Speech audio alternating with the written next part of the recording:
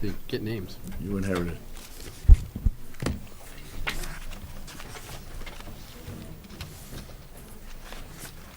All right, we're at 7 o'clock. I'll call to order this meeting, April 8th, of the Board of Selectmen. Please join me in the Pledge of Allegiance.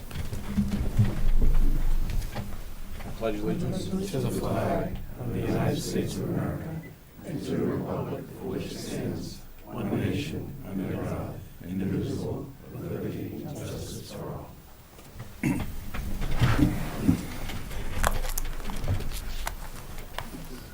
We're going to start with our public service announcements. First one we have Jim.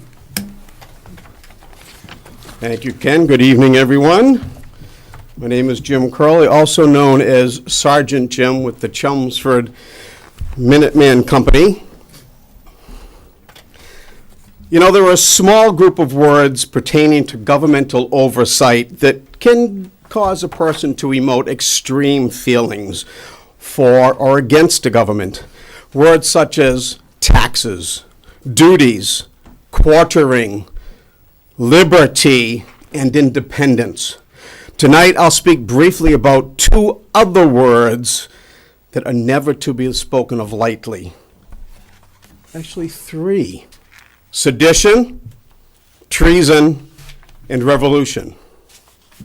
And in the early morning of April 19th, 1775, the alarm went out from Boston's North Church steeple with two gleaming lanterns that told our patriot, Paul Revere, that the regulars were afoot and on the way to Concord to confiscate both cannon and powder. The alarm sounded throughout the area, and Minutemen companies were quick to respond, and thus started a chain of actions taken by our forefathers, our sires, that caused the first ordered firing upon the king's troops. Treason, which thrust the American colonies into the Revolutionary War with Britain, and Chelmsford sent 110 men to the Old North Bridge that day. In a determination to bring history to life, today's Chelmsford Minutemen Company will once again recreate the journey taken that fateful morning, 244 years ago. And it's the route that we believe the original Minutemen would have taken that day to the Old North Bridge in Concord. This is our 8th year of doing it. Last year, unfortunately, we were rained out and the National Park canceled it, but this is our 8th year.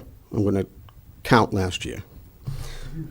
The Minutemen, of course, will be in full outfit, or full kit, as it's called, meaning our outfits and our accoutrements with our muskets, of course. It's a 10-mile journey, and we invite all scouts, parents, and other manner of citizenry to join us. Now, scouts who accomplish the entire 10 miles are eligible to receive this patch.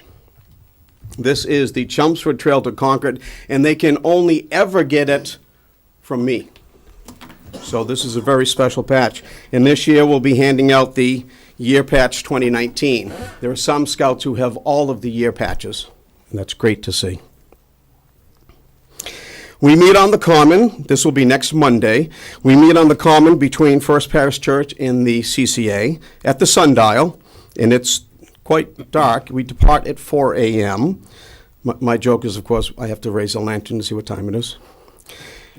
It's a little early, but it's necessary to be able to get to Carlisle by 6 a.m. at a leisurely pace, and then off to the bridge so that we can be in Concord by 9 a.m. We receive an escort by the Chelmsford and the Carlisle Police. Thank you, Chief, as always. Appreciate that. Helps to keep us safe with the lights going as we walk along the streets there. And we'll stop at the Great Brook Farms. We'll stop at Ferns. We stop at the end of the Estabrook Trail so that everybody, including the young ones, can rest and make the trip carefully. There's a battle reenactment at the bridge, the infamous shot heard round the world, and then a parade through Concord that steps off at 10:30. All of that is next Monday morning, stepping off at 4 a.m. sharp. Now, this is where each year I usually look around the room and ask how many of you are going to be joining me that day, and most of you sheepishly kind of back away. Well, this year I don't have to do that, because this year Chairman Ken has joined the ranks of the Chelmsford Minutemen Company, and I would like you all to wish Private Ken well on his journey next Monday. Now definitely. Questions? Hearing none, I'm off to Troop 75 to drum up some business with them. Quick question for you, Jim. Yes, Are sir. you looking for more people to join the? Very good. We are always looking for more people to join. We love to swell the ranks to the 110 people that were there and then were sent to the bridge. And we have a number of outfits and accoutrements and such ready to lend out to people for them to be able to join us. Okay, very good. Anything else? Good day. Thank you.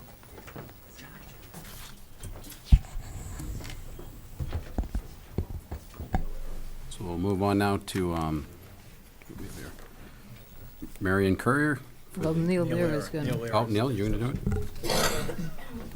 Hi, I'm Neil Lehrer, 4 Manahan Street, Chelmsford. I'm dropping in on behalf of Marion Courier, our president, for the Town of Chelmsford Scholarship Fund. I'd like to thank the Selectmen and all the individuals and businesses in Chelmsford who have supported us over the years. We've given out over $1,600,000 in scholarships, and last year we gave out $75,500. So this year will mark our 62nd anniversary, and we're welcoming everyone to participate and help us out. You can provide contributions by sending checks to our treasurer, P.O. Box 296, Chelmsford, Mass. 01824. And I'd also like to emphasize that there are no tax monies to the Town of Chelmsford Scholarship Fund. This is all contributions from organizations and businesses and individuals. So thank you, and appreciate the help of the Selectmen with the proclamation. Thank you. Thank you, Neil. Thank you. I'm sure you want to read it? Sure. Okay, this is a proclamation in recognition of Town of Chelmsford Scholarship Month, April 2019. Whereas the Town of Chelmsford Scholarship Fund was founded on April 8th, 1957, and will celebrate its 62nd anniversary in April, and has been awarding scholarships continually since 1957, totaling over $1,600,000. The fund obtains its income from voluntary contributions from individuals, organizations, and businesses, and does not obtain any funding from tax revenues. And whereas the fund exists to provide financial assistance in the form of scholarships to Chelmsford residents who have completed secondary school and wish to continue their undergraduate education, the fund awards scholarships based on need, scholastic achievement, college acceptance, and qualities of character. And whereas citizens may assist the annual fund appeal by mailing contributions to Treasurer, P.O. Box 296, Chelmsford, Mass. 01824, with checks made payable to the Town of Chelmsford Scholarship Fund, Incorporated, a 501c3 nonprofit organization. Memorial contributions in honor of special occasions or individuals may also be made. And whereas the fund has awarded over $1,656,520 to students, including awards given out last year, 2018, totaling over $75,500. This year will mark the fund's 62nd anniversary. Therefore, this honorable body proclaims the month of April 2019 as Town of Chelmsford Scholarship Month, and calls upon its citizens to support and encourage the officers and directors of this organization in their annual fund drive. Signed this 8th day of April 2019 by Ken LaFave, Pat Wojcik, Emily Antu, Virginia Crocker-Timmons, George Dixon, and sealed by Patricia Zuris, the town clerk. Congratulations. Thank you very much. Good luck, Neil. Thank you. Nice job, Neil. Thank you. So next, we have an Arbor Day proclamation. Kate Crawford, the Chelmsford Garden Club.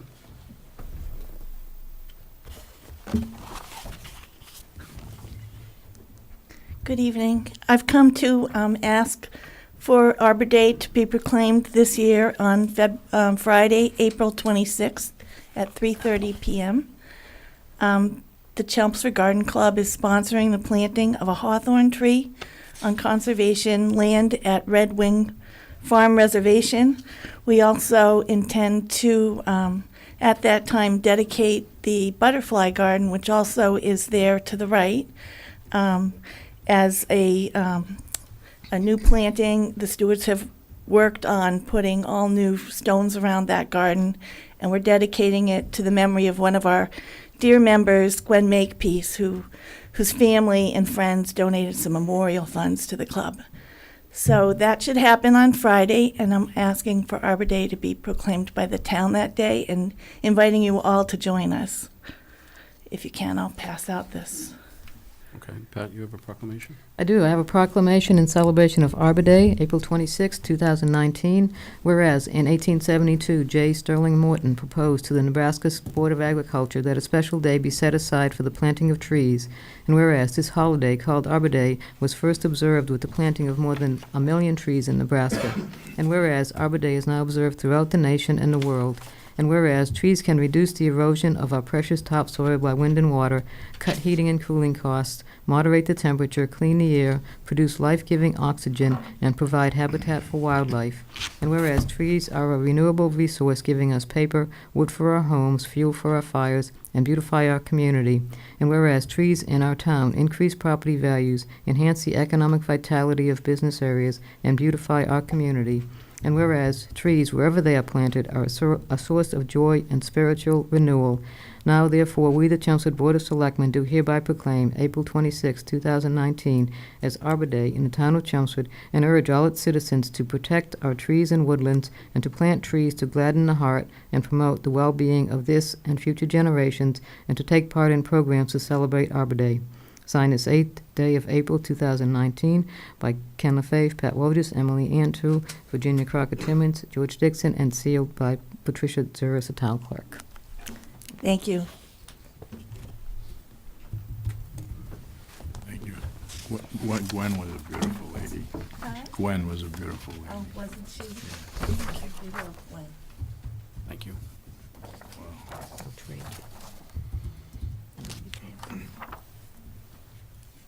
Thank you. Thank you very much. Thank you. Next, we're going to hear from Tom about the Chelmsford Historical Society. Thank you, Mr. Chairman. Thank you. First, I'd like to quickly congratulate our newest selectwoman, Virginia Crocker-Timmons, on your election victory. Congratulations.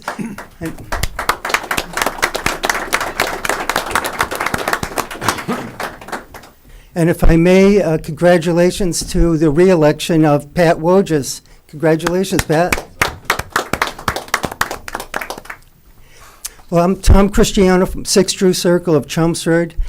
I'm here on behalf of the Chelmsford Historical Society. We'd like to invite the town manager of Chelmsford, the assistant town manager, the Board of Selectmen, and everyone in Chelmsford and surrounding communities to our annual Historical Society annual dinner, where we also give out the Guardian Award, and we present it every year to someone who exemplifies, or a group or organization, who exemplifies the town motto, "Let the children guard what the sires have won." And this year, the Guardian Award will be going to the Chelmsford Center for the Arts. As all of you know, the Chelmsford Center for the Arts was our old town hall, and it's been preserved now as our Chelmsford Center for the Arts. And everybody who's involved with running this organization is doing a great job. Everybody who contributed to it, everybody who volunteers is doing a great job. So we'll be thanking all of them. On May 4th, Saturday, May 4th, the dinner begins at 4:30 p.m. It ends about 7 p.m. It's at the Barrett Byam Homestead on 40 Byam Road here in Chelmsford. And usually everybody has a great time. Paul Cohen has been there sometimes. I know Pat has been there many times, and I'm sure many of you have been there as well. And it's a good time. I think there will be a presentation about the Chelmsford Center for the Arts that night. And it should go very well and be a lot of fun. So the food this year is going to be a little different. I think it's going to be even bigger and better than in the past. It's again going to be catered by Mr. Jack's Catering, and there'll be a full dinner which includes salad, clam chowder, clam cakes, barbecue ribs, meatloaf, chicken pie, side dishes, and apple crisp for dessert. So that'll be the dinner lineup, and the cost for the dinner is $22 per person. And the easiest thing, I think, for you to make a reservation would be to contact me rather than give out other long addresses that everybody might forget. You could either call me at 978-256-2181. And if anybody forgets that, my name and phone number is still in the phone book if we still have them. But we do have the white pages online, though. I know we have that. Or you could email me at tcristiano@comcast.net, and I'll be glad to forward you the full information about the dinner and an application in case anyone would like to join and support the Chelmsford Historical Society. So thank you very much for allowing me to be here tonight, and I'll be back again in the fall for our farm fair. Thank you. Thank you. Next, we have a Earth Day proclamation.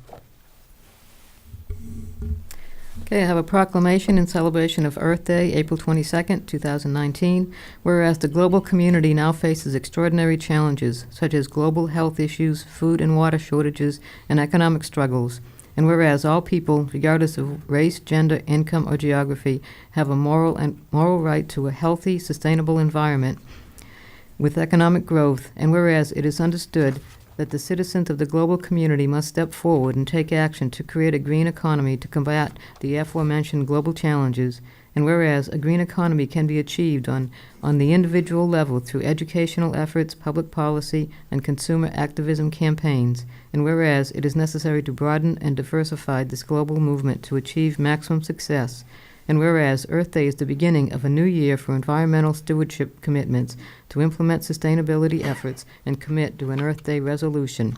And furthermore, let it be known that the town of Chelmsford hereby encourages its residents, businesses, and institutions to use Earth Day to celebrate the earth and commit to build a sustainable and green economy.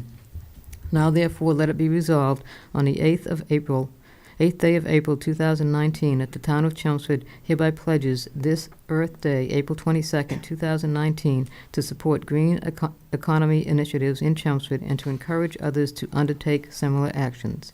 Signed this 8th day of April 2019 by Ken LaFave, Pat Wojcik, Emily Antul, Virginia Crocker-Timmons, George Dixon, and sealed by Patricia Zuris, Town Clerk. Thank you. All right, so next we're going to hear from Christina Papadopoulos regarding the stormwater.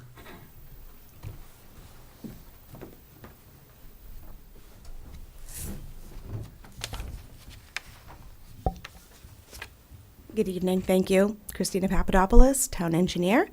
I have three small announcements. One is, the first one is that I'm going to be at the Center Public Library tomorrow night at 7 o'clock. So I'll be talking about stormwater pollution. So if anybody has any interest in furthering their education on stormwater pollution, maybe curious about what you can do in your own yard to help reduce stormwater pollution, maybe you have some questions, I invite you, come on down. My next announcement is that we are underway with our rain barrel promotion. So we partner up with the Great American Rain Barrel, and they provide reduced rates for rain barrels to the town residents because we purchase them in bulk. And what happens is we negotiated a reduced rate this year of $69. I heard some people thought that $79 was too much, so I was able to negotiate $69. So I hope that encourages everyone to get another rain barrel if they want more. Everyone that has a rain barrel is very pleased with theirs. They come in 3 different colors. We have them on display around town. There is a green, a gray, and an earth brown. We have them on display at the DPW, at the library downstairs. We also have one at town offices on the main floor by the elevators. So if you want to check them out, see them, they're really good, really sturdy. They hold 60 gallons of water, so it's a great resource if you have your own garden and you don't want to use your hose water. You can just store the water that comes, from the sky and comes down your gutters, and you can store it and dip your barrel in there and water your garden. It has hoses and a tap, so you can also water it with a hose attachment. So those will be on sale until April 23rd is the last day you can order your rain barrel. You can pick them up at the DPW on April 30th from 5 to 7 p.m.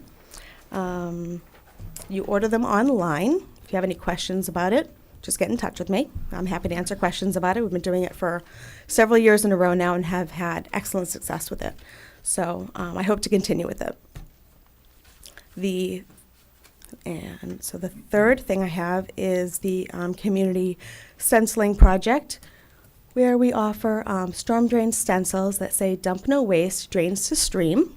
We offer these stencils and the paint free of charge from the DPW to encourage the community to go around and share the knowledge that, don't dump in the storm drains because they go to the stream.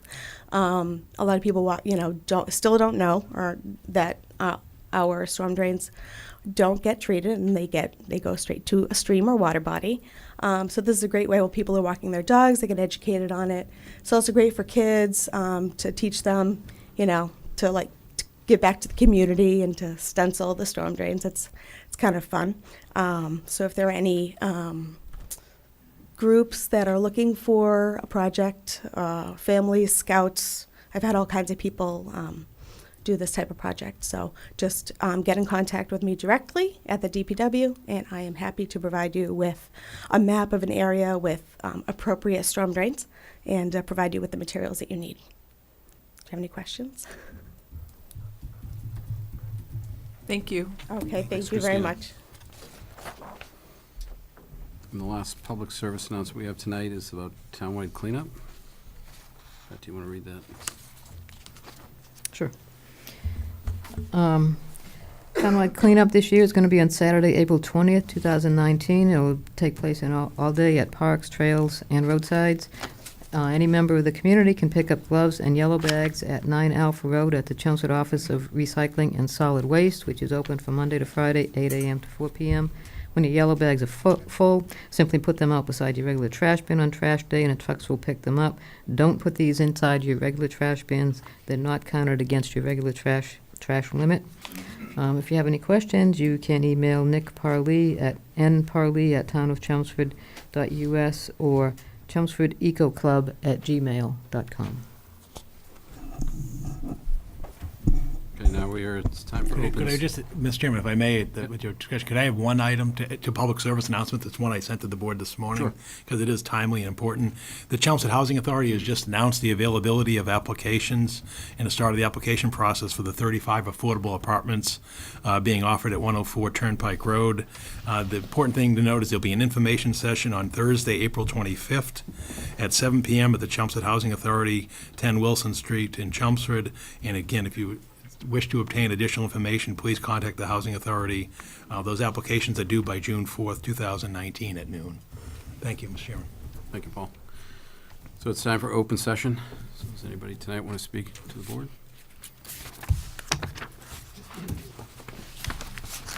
Hello, everyone.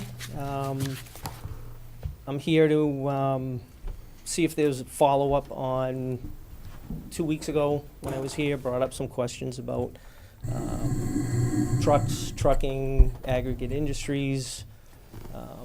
I gave everybody a little pamphlet, and Okay. I'm just So, wondering Mike, if... do you have an update for him? We wound up meeting with Aggregate Industries. Following that meeting, the manager and I spoke to him. We brought up the issue. They said that their employees are well aware of the fact they have to take the right-hand turn. They're going to be working with their contractors. They said they would be putting up another sign. I have a follow-up call into Aggregate to work with that.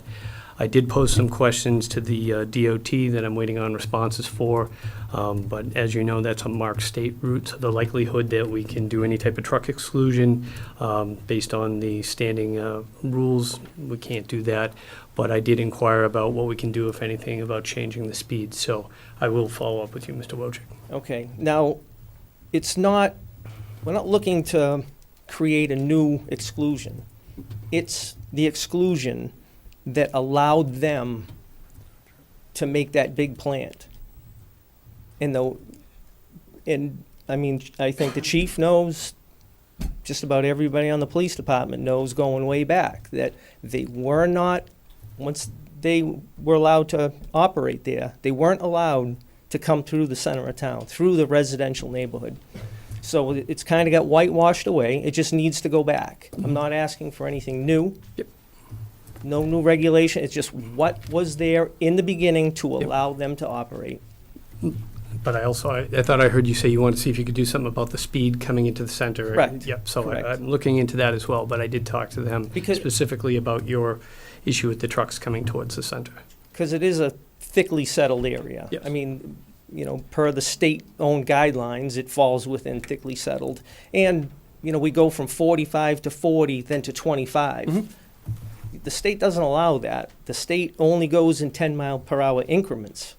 Now, there should be that little buffer. It should go 45, 35, 25. That would be reasonable. I understand it can't, you know, it's very hard for it to be policed. Mhm. You know, it's a racetrack out there. All right, so what we can But- do is, we can make an agenda item at the next meeting for Mike to follow up again with And whatever he's heard back I from. might be able to get a representative to come in and answer any of the questions for the board. Thank you. And then, Yeah. you know, on top of that, you know, did anybody, you know, take a ride up there and take a look at the mountain of ground-up asphalt? Yeah, but I think you're looking in with the state to find out what is allowed and not allowed at that plant. We gotta get that answer first. Right, but in that pamphlet I gave you, it had all the Massachusetts general laws, and it spells it out. I mean, you just go online, it's right there. You can even find, there are aggregate permits on file for other facilities. There's nothing on file for this one that I could find. But with those general laws, there's the, you know, what goes along with it. You know, I was gassing up the other day up at New World, and trucks are just pulling in, going right down, dumping and leaving. They need to be weighed. They needs to be an inventory of where that material came from, or what's getting dumped there, what's getting ground up there, and then what's going into our air. And you can see it. It's a gigantic mountain. Right. So what is in there? But it does sound like we gotta get some answers for you before, you can't, from doing this, you can't just assume that just because what's on the state laws is what's applying to this, because there could be an exception. So let Mike talk to the state, make sure we got our ducks in a row before we go out there demanding whatever outcome we're looking for. So we can put it on for, 2 weeks, we'll give you an update on everything we found. Yep. Now, you know, Glenn had spoke 2 weeks ago to Sue Rosa, just brought up a few questions to her in regards to, you know, what does the Board of Health do? Well, the Board of Health is part of this chain that they are supposed to report to with the documentation of what is in there, where it came from, how many tons. And again, that's, you know, I just go out online and it's all out there. And, Would it be possible to have Sue here at the next meeting too? I'll just to go over talk this? to her and see if there's anything she could just pass to me, otherwise I'll ask if she can join us. you know, and then Tom had brought up a nice little thing about the town motto and let the children guard, you know. We're just looking for peace and quiet, you know. We can't go back 200 years or 250 years or 350 years. But we should be able to sleep at night, you know. I mean, it's a residential area. I've lived there my whole life, you know, so I don't fall into that category. Well, you moved in, you knew what you were getting into. It's like, you know, I own 3 pieces of property in Chelmsford. And I thought I'd be here the rest of my life, but if you can't sleep at night, it's killing me. I mean, literally. I mean, the last year has been nothing but, you know, going to my physician and finding out why my heart's racing, why is this happening, why can't I sleep at night? Well, you know, and I'm not the only one. You know, a few of my neighbors are here tonight. most are at home watching on TV. I didn't realize with your midweek meeting that there wasn't going to be the agenda put out. I was waiting to see the agenda before I said, all right, everybody come down.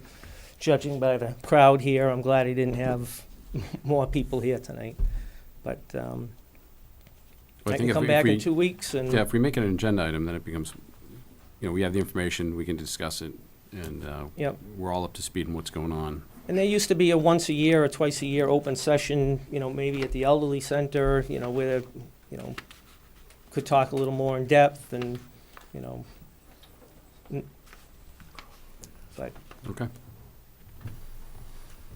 so, all right, I think that's about it for now, and I'll see you in 2 weeks, or? Yeah, All thank right. you. All right, thanks, everyone. Thank you. Thank you.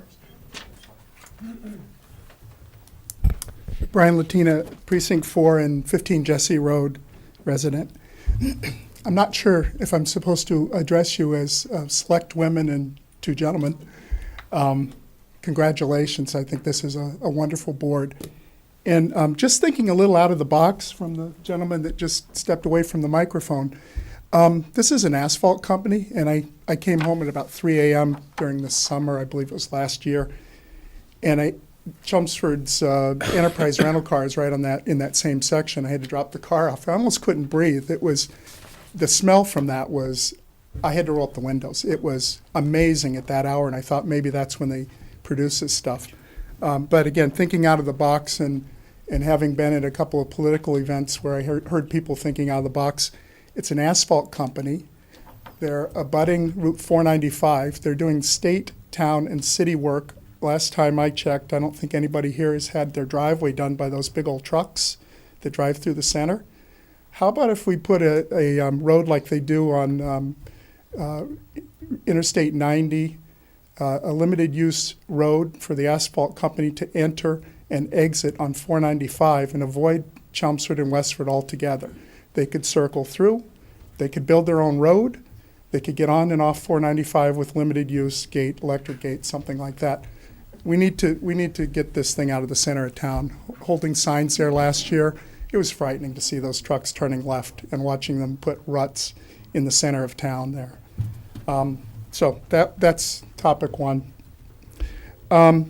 Second one, it's kind of ironic Earth Day in the Arbor Day and your proclamation, considering 16 acres of the 65-acre Route 129 area has been strip mined of its trees. I thought that was a little ironic. They just started cutting the trees on 129 now. We lost 9 acres last year, and now we have some our first of 2 5-story buildings, and the rest of the foundations are all in on Turnpike. And to hear that we should be planting trees and having the planning board talk about leaving the trees in the front of that property, and they stripped them down as well as part of the original work. I thought that was ironic to do a proclamation to ask residents to plant trees when we're encouraging them to be taken down. Stormwater. I gave my son a ride in his chair around my circle, Anstey Road, and the stormwater drain on Anstey right at Derringer had 2 holes 1 inch by 1 inch. That's it. That's a stormwater cover. That's how much water could go down the drain because the runoff is so heavy. It was covered with sand. You can't tell that that's a stormwater drain. And I know from town meeting that I now pay $35, and so does everybody that owns a house. And the businesses pay a portion of how much asphalt they have paved in their lot to pay for stormwater. And I'm looking at Anstey Road and looking at this and saying I'm halfway through the year, and that is completely covered. And I'm not sure what I'm getting for my $35. And should I be clearing the storm drains out down at the neighbor's house? Or should I be more concerned at Anstey Road for the pothole that Matthew almost tipped over in his wheelchair? I took a picture. I'll send it to you. There are so many holes in the middle of that street and so many patches that if you're not careful, you can severely get hurt there. And I'm going to ask for a supply of asphalt, and I'll fill the potholes in myself because it's too dangerous to walk with a kid in a wheelchair. We have 2 handicap homes, group homes, one on Anstey and one on Jesse. And these people have difficulty walking. I know our disability arrangements in our town are not our top priority. I've grumbled about that a lot. The other side of Turnpike Road, 12-degree pitch on the driveway, federal violation of the American with Disability Act. Town of Chelmsford passed that, allowed them to build it, and then we got a variance after the project was built to a variance to the American with Disability Act. The pitch of the driveway can only be 8.8 degrees. It's 12. So I know that's not our priority in my neck of town. So I'd be happy to do the asphalting myself. So stormwater, let's fill in some patchwork. I know there's some projects going to clean up some of the streets. Right at the corner of the new project on Mill Road, that whole section on the curve is extremely dangerous. It's all chewed up, and I bet you that's one of the ones that we're going to take some of our snow money and apply to fix that corner. It's dangerous. And the real reason I came is to ask you to reject warrant article number 10. I know you're going to have a discussion later, but we usually don't get a chance to talk about these things once a discussion happens. We can only do it during open session. So I have a note for each of you. I'd like you to reject warrant article number 10 from the 2019 Springtown meeting. I think you got a packet. You may have gotten an email tonight. What this does is it's a business amenity overlay district zoning bylaw to allow restaurant drive-throughs along Billerica Road, and I assume Route 129. That's Billerica Road over by the Mill Road section. That was specifically not allowed when the town tried to pass the first BAOD, business overlay amenity business overlay district. And it would not have passed if you said we're going to put drive-through restaurants on 129. It's dysfunctional. You can't put drive-throughs on 129. We don't have access on Golden Cove Road. And I know the chief spent 6 light cycles waiting there and missing a meeting one morning, and I kind of laughed. I said, nobody on our section of town goes on Golden Cove Road in the morning. If you drop your kid off at high school and come back, forget it. You can't go on the town streets through Golden Cove.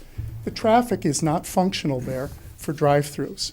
At the 129 side, unless you put a clover leaf there, cars coming on and off Route 3 cannot come to a McDonald's or a Burger King or whatever fancy restaurant you want to put in there with, I think Panera Bread was in your pictures here, like they have over in Billerica.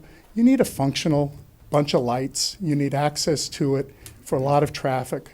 These roads are not designed for that unless you change them. I would immediately reject this whole concept. And the last part of this, and I'll give you copies of this, we look at it and we said, you kind of got it backwards. The planning board keeps changing our bylaws. This is the third change to that bylaw based on the projects coming in. The third project gets another change to our bylaw, our zoning. Folks, our charter says that zoning is only done during fall town meeting. It should be a huge exception to change zoning.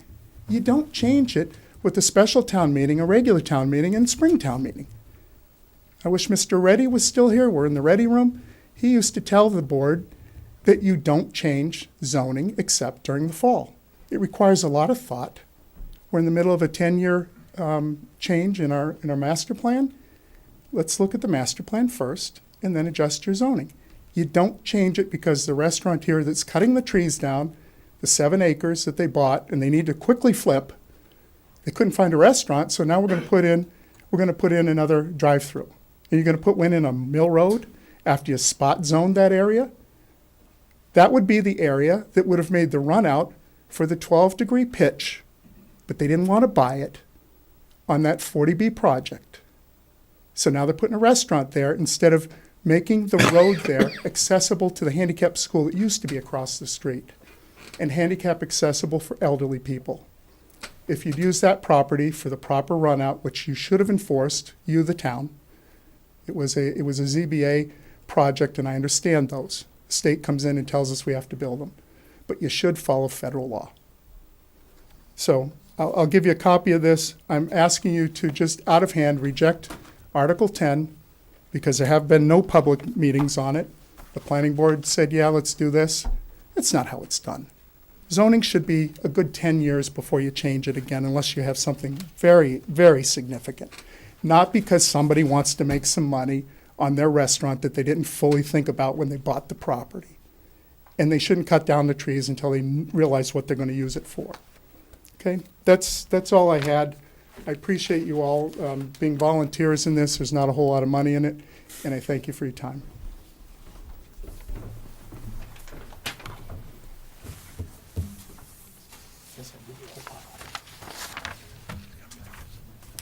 Thank you. Thank you.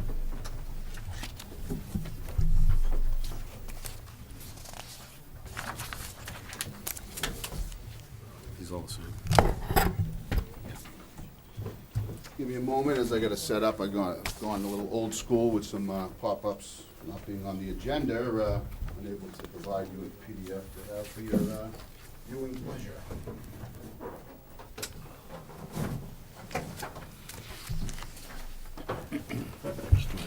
This will work. It's a good spot for the camera. Is it right about here? So the people at home can Right in front, probably. take a good look at it. Right. Right about there? Just don't want it to be obstructed by the desk, you know? Just for the record.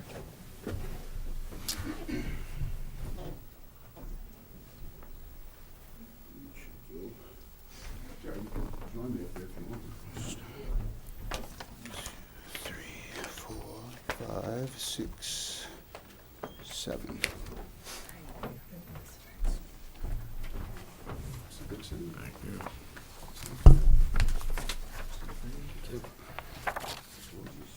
Thank you. Thank you. So what I've just handed out to, Could you just do me a favor? Will you, yes, I'm sorry. Given a little nod here, I should be asking everybody their name and address before they speak. Okay. My name's Frank Good, Chelmsford resident, 4 Longspur Road. I don't remember anybody else giving their No, address. you're right. I was corrected. Right. I should have been So, asking. I just Brian gave out a did. police Brian officer's did. at-home address. Oh, Thank Brian you. did.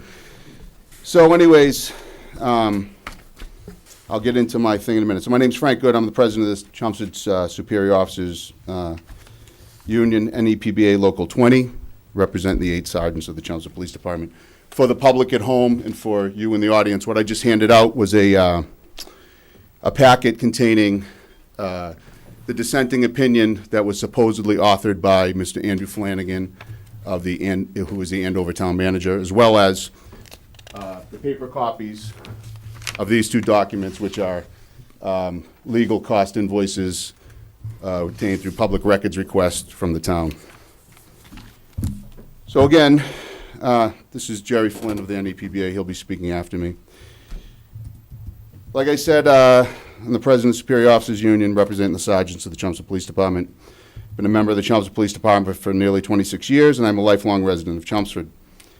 I'm speaking to you tonight during open session, as I was denied the opportunity to be placed on the agenda of tonight's meeting. I was initially placed on the agenda, but was called the next day and told that I would not be given a place on the agenda after the town had consulted with their attorneys. I had told Assistant Town Manager McCall the day before that my topic and purpose was informational presentation by the union about allegations of misconduct by the town manager. Please make no mistake, this is not about collective bargaining. This is about honesty, integrity, and transparency in local government. As you're aware, on February 4th, 2019, the Superior Officers Union received their JLMC Arbitration Award, ironically, on the same day as a special town meeting was scheduled. As he told you that evening, the town manager is mandated by law to favorably present the award for funding and support its passage. After a brief presentation on the award, Town Manager Cohen qualified his support by only saying that he and the Board of Selectmen are mandated to favorably present the award in order to bargain in good faith. The Finance Committee then spoke. They unanimously voted to oppose the article. When asked why, the Finance Committee told everyone at the meeting that its opposition was due to one thing: the dissenting arbitrator's opinion.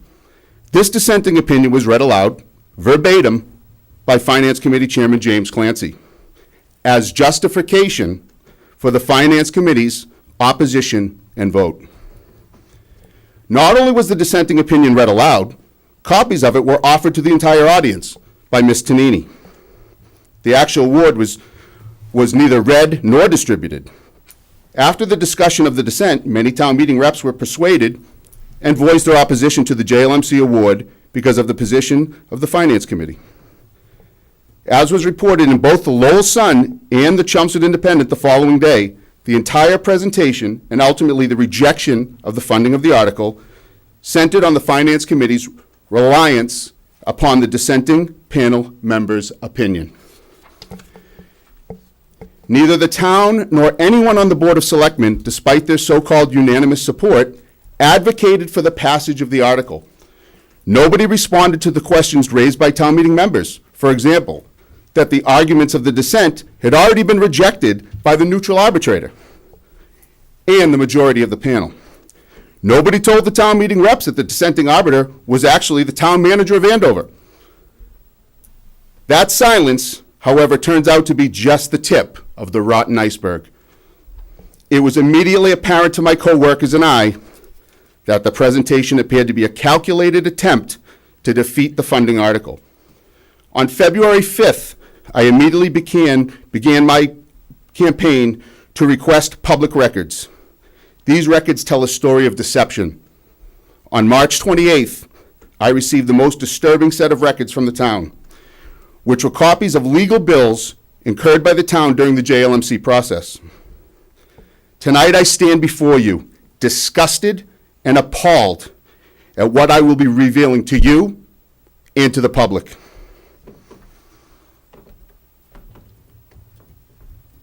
As you can see here, these are the invoices. Okay, they can't hear at home if he's not speaking to the microphone. As you can see here, these are the invoices. I will go over pretty much line by line some of the items to show you the problems we see in this in a moment. Maybe the camera operator could zoom in on them and the invoices so that the people at home can follow along. These invoices reveal all the billing that took place by the town's legal counsel from January 14th, 19 through February 15th of 19. These invoices reveal numerous ex parte communications between Paul Cohen, Andrew Flanagan, and attorney Mark Terry.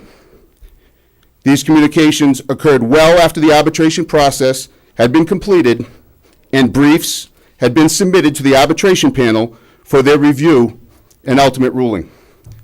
Please keep in mind, Mr. Flanagan is not an agent for the town. His job is not to leak copies of the decision to the town or to have the town ghostwrite opinions for him to hold out as his own.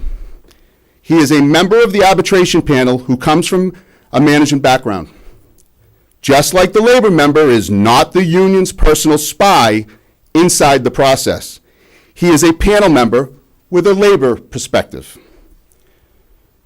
These invoices show that the town was privy to draft awards, the draft award weeks in advance.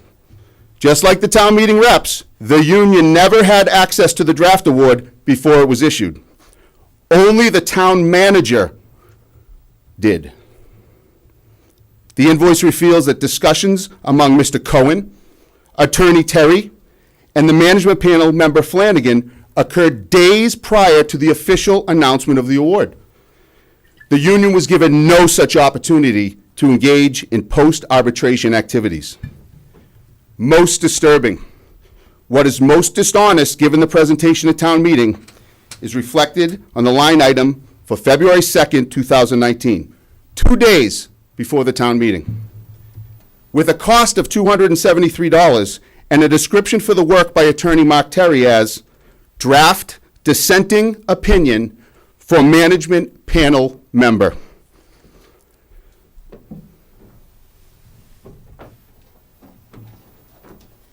That is highlighted right there. Taxpayers of Chelmsford pay $273 for their attorney to write the dissenting opinion that was passed off as the Andover town manager, the management panel rep's work. It's baffling. It's absolutely baffling.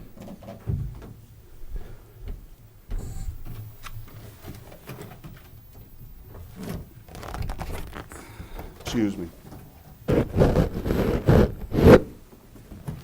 This one you can see, all the communications between Mr. Flanagan, the town manager, and Mark Terry, all in January. Into the beginning of February. Also, line items for strategizing or strategize regarding public records requests for legal invoices. Here's a strategy. They're legal records, public records. Here's a strategy. Issue them. What do you need to strategize about? Should we give them or shouldn't we give them? What is the strategy? Maybe someone can answer that. Strategize regarding public records request. The strategy is you should issue them. They're public records.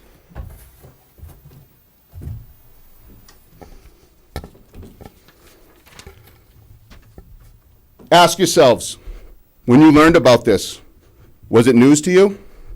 If so, then you should be outraged. It's not okay. If it was okay, then you and all of the town meeting reps would have been told about it on February 4th. Instead, town meeting representatives were led to believe that the dissenting opinion was a thoughtful analysis by one of the arbitration panel members. Nobody told the town meeting reps that the dissent was in fact prepared and drafted by Mr. Cohen's attorney. And the town literally paid $273 for it. This conduct conflicts with the town's legal obligation to favorably recommend funding the award, and in our opinion, raises numerous other legal and ethical issues by anyone complicit in this scheme. I challenge each of you to go back and watch that meeting. Ask yourselves, is this the type of example we want to set for our kids in town? Think of all the time and effort put into the arbitration process, the special town meeting, the time of the representatives and officials, the tax funds expended. Are we telling our children that it's acceptable to mislead our elected town meeting reps by working through back channels to get an arbiter to attach his name to an advocacy piece authored by a town attorney? Do we tell them it's acceptable to literally cheat? To cheat your public safety officers from getting fair compensation by tainting what is supposed to be a fair process? The Police Superior Officers Union has begun an investigation into these matters. Our attorneys have put all involved parties on notice, including the Finance Committee, Town Manager Cohen, Assistant Town Manager McCall, and the Andover Town Manager, Andrew Flanagan. I will also tell you that Andover Town Manager Andrew Flanagan has also received a public records request. After much delay, he finally sent a response. The information received from Andover Town Manager was incomplete and appeared to have been sanitized. We know that because he conveniently left out many of the communications we now know he had through town council's invoices. Ask yourselves, if this conduct was acceptable, why would he leave out those communications with town council? Why would the town have to strategize over disclosing the invoices? Why would town meeting reps not be told all of this during the discussion on the vote? Why all the conniving? In the opinion of the union, the defeat of the contract article was procured by deceitful and unethical conduct. These are the questions that will be answered as we continue to investigate and move forward with the complaints we have filed with the Commonwealth of Massachusetts Department of Labor Relations. Honestly, the union is not happy about any of this. We agreed to the JLMC process, and we would have supported any conclusion. We believe this sham process is a violation of the public trust. If we simply let it slide, what message does such conduct send to other employee units in town, to the taxpayers, to our family, and to our children? Most communities reach agreements with their employees, but sometimes one group in town will not agree, and they will have to go to arbitration. In Chelmsford, 3 groups went to arbitration in 1 year. Someone should ask the JLMC how often that happens. And I might add, the contract prior to that, everybody went into mediation and arbitration. Our records requests have shown that for the sergeants alone, this process has already cost the taxpayers of Chelmsford $31,209 in legal fees and arbitration costs related to the JLMC proceeding, and that's only through February 15th. We'll get the rest of them, and we'll keep you updated on the total. What about the cost for 3 groups going to the JLMC in 12 months? What a waste. Only time will tell what other damages and loss of goodwill may result. Thank you for your attention. Having spoken to many employees and other unions here in town, I know many will be watching closely as to what the town's elected officials will do to rectify this very serious problem. I caution the town, moving forward, that any further involvement by the firm Merrick O'Connell and its attorney Mark Terry may be problematic. It is this union's opinion that Mark Terry and the firm Merrick O'Connell are now conflicted and may be potential witnesses moving forward due to the alleged involvement in authoring the dissenting opinion. Thank you for your time. Does anybody have any questions? I didn't think so. Thank you. I'd like to introduce Jerry Flynn.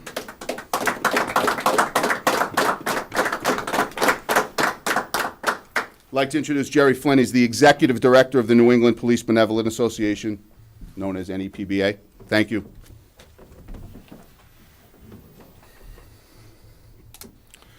Mr. Chairman, distinguished members of the Board of Selectmen, my name is Jerry Flynn. I am the Executive Director of the New England Police Benevolent Association, who is an organization that represents the hardworking and dedicated members of the Chelmsford Police Superior Officers Union. And I've represented this group for well over 25 years. In fact, our headquarters, our organization's headquarters, is here in town at 7 Technology Drive. I'm not here to rehash or repeat what President Frank Good so eloquently and professionally stated as factual references, what this administration did to circumvent the process of the JLMC. However, I am here to express my outrage and my complete disgust as to how the process was manipulated, how this administration knowingly uses power to circumvent the process, and more importantly, as a member of the JLMC for over 15 years, and as the appointee of the police, as the police chairman of the JLMC by 3 different governors, I bring a wealth of knowledge and experience regarding the process. Yes, I've never seen 3 labor groups from one town go to the JLMC, because once the pattern of wages is set, that's what everybody's getting. But it happened here in Chelmsford. In fact, if the firefighters got a 3, 3, and 3 over 3 years, that's what the pattern of wages would be, and the rest of the public safety groups would get that, and vice versa. However, that was simply not the reason with this group at the JLMC. We filed at the JLMC after over 12 months of negotiations, a rejected MOA, mediation, and fact-finding. Why? Because in my opinion, is the arrogance and disrespect this town manager has for the police officers who risk their lives on a daily basis to protect and serve the citizens, businesses, and children of this town. Every single one of these sergeants, 7 of them, are members of this community, are taxpayers of the town of Chelmsford. Their children go to school here. Their neighbors, their next door neighbors are their friends, and in most cases, they're also some of their family members. Yet this means nothing to this administration.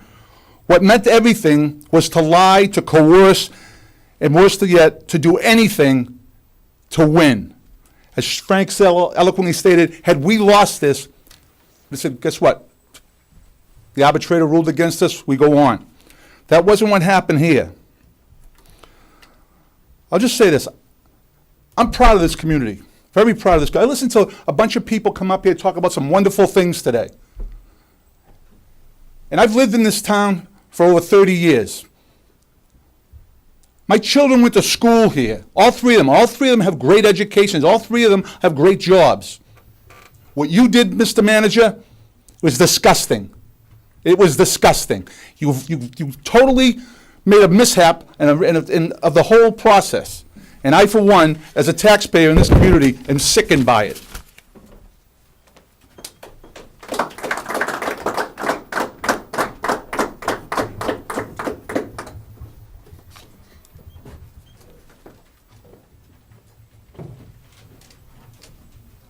Is there anybody else that wants to speak in open session?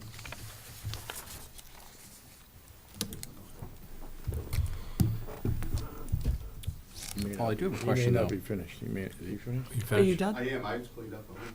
Thank you. I'm sorry. So we're done with open session, right?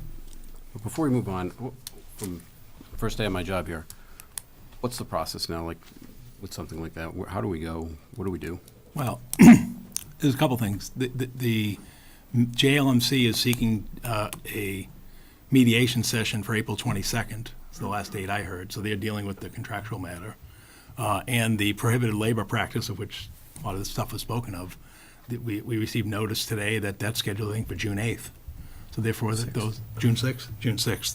Therefore, those processes are in works. Also, is the board's other source of information is town council, a labor council. The board met with labor council last meeting in executive session, and at the conclusion of this meeting, you are scheduled also to meet with labor council in executive session regarding the matter of police strategy negotiations regarding the police superior officers. Council can, I think, did answer the board's questions the last meeting, and I think expect that he will again this evening. So I think that's the information that the board can have. As I may have mentioned on occasion to some members who've inquired about the concerns, the Labor Council is appointed by the Board of Selectmen, not the town manager.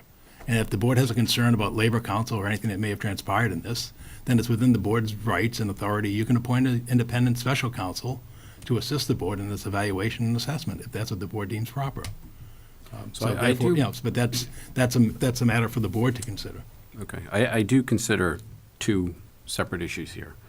And we have the union contract and the negotiations, which, as we're all aware, I cannot be part of. That's correct. The second issue is this, what's come out tonight, and the handling of that. And that, in my opinion, has nothing to do with the outcome of it. It's more of a question of what was done, what wasn't done, and so forth. And how do we move forward? Well, again, I think that can be best answered to you by legal counsel. Right, so I guess what I need to know I is can't how do we advise go you, about? and/or by the Ethics Commission, if your case, whether you're conflicted or not. Right. I can't answer those questions. If you don't mind, Sure. excuse me for interrupting. I would make a motion that we, as the Board of Selectmen hires an independent attorney. I would say that that's not, it wasn't on the agenda. Right. So, I mean, I think that's something that maybe during our executive session, we can discuss that. and well, then- So My problem procedurally- is, excuse me, I'm sorry, but just so to continue. Sure. I mean, I understand we have one, but I've been told that possibly I would be a witness, and all of us that voted, you, probably Glenn, and maybe the other two, Bob Joyce and whatever. Laura Merrill. Laura. So if we're witnesses, and now it was mentioned that the attorney is going to be a witness. The attorneys could be witnesses. We're both witnesses for the same cases. It would be kind of like, whether I agree or disagree with either, whatever, I just think that we should be listening to an independent person who is not, and again, I thought that was the only time I met that gentleman, other than the night we hired him, and, so that's only my opinion, so that's why I was making that motion to, I think,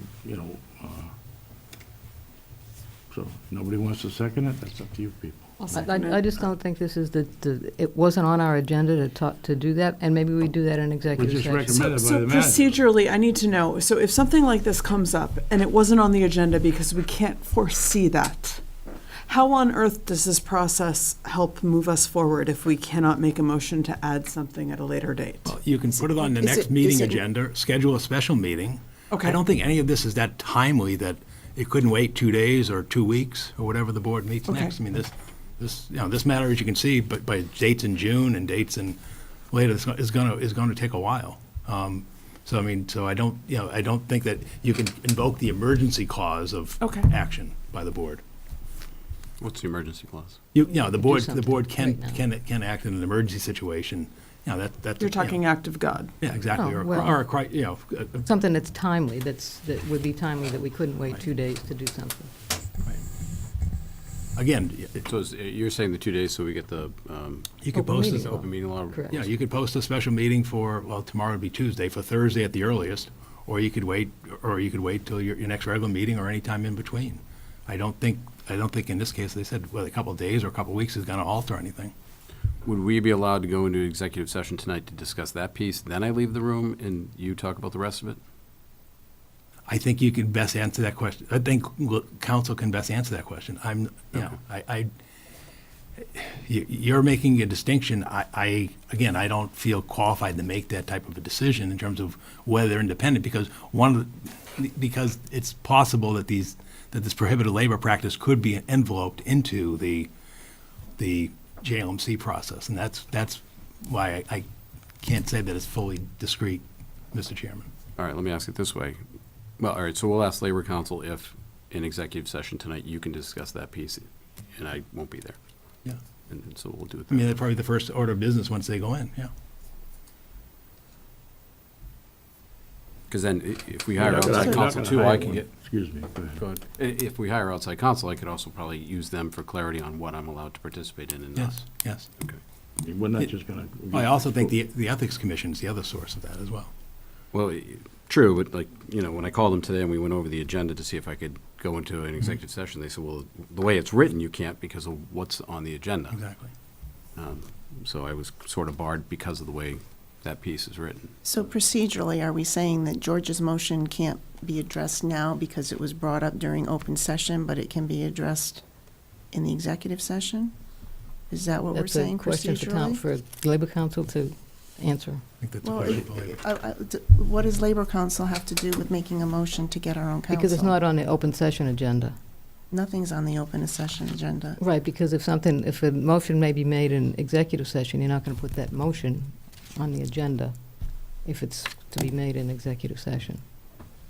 I mean, it's not something we're gonna do in a day or so either, because I think, you're gonna have to look and see who's gonna best represent. I mean, you're not just gonna pick somebody out of we gotta get some recommendations or whatever on, Right. if we are gonna get a special, if that's what we decided we're gonna do, then, But if you decided tonight in executive session, they you could come back Thursday night and say, well, I mean, we don't know who we're gonna, you know what I'm saying? true, but you could, You start looking for somebody, that's got experience in that field, and I think that would be the fairest to everybody, to us, to all, to the police and everybody else, and even to the Labor Council. Right, but I would caution the board, you've heard one side of an argument. That's what I'm trying to say. And therefore, I think it'd be in the board's interest to hear from Labor Council, his perspective. He's the one who performed the legal services. He's the one who prepared the legal bills that are in question and so forth. I think maybe then the board may be better informed on how best to proceed. I agree. However, I do want to have an executive session where we discuss how this has gone historically. I have a phone call next Thursday morning with the JLMC higher-ups. I sent them an email asking them about procedures and numbers and some data, and we're going to have a phone call on Thursday morning, and I will be happy to report out to the board either in open session or executive session, however, whatever is legally appropriate, what they report to me. Because there was a brief window when there was no chair of the board and when the vice chair was recused, I was the de facto chair as the clerk. So I did make phone calls, and in the spirit of disclosure and openness, I have a lawyer's name because this is the advice I was given. So I have checked in with this lawyer. who gave you the name?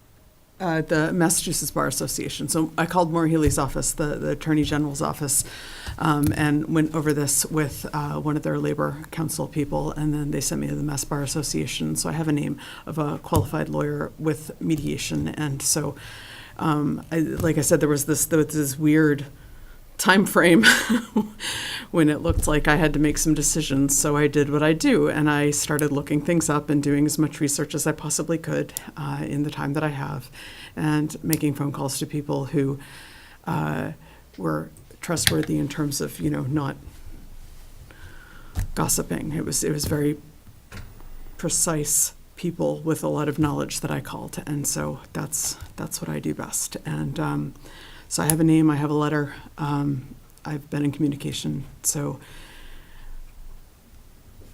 procedurally I need to know where to go and what to do. I think it's only fair that we do, you said we only listen to one side. Absolutely, no. And we can listen to the other side and leave it. We didn't make any there are no decisions being made. discussion, more or less, with these gentlemen tonight, and I would think that maybe we don't do the same thing, but we let them tell us whatever they feel is Absolutely. what they want to tell us. I mean, what they feel is what happened. I mean, it's like, two kids fighting. You have a fight, who's right and who's wrong, you know what I mean? You listen to both sides, and then you make a decision later, or whatever.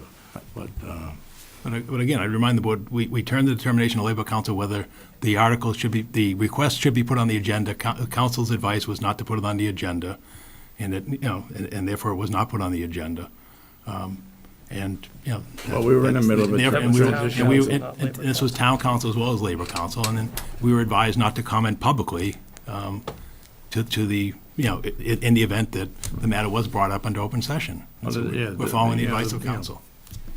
Public forum's not the place to be, So tonight, you'll go into executive session, you'll speak with them on that.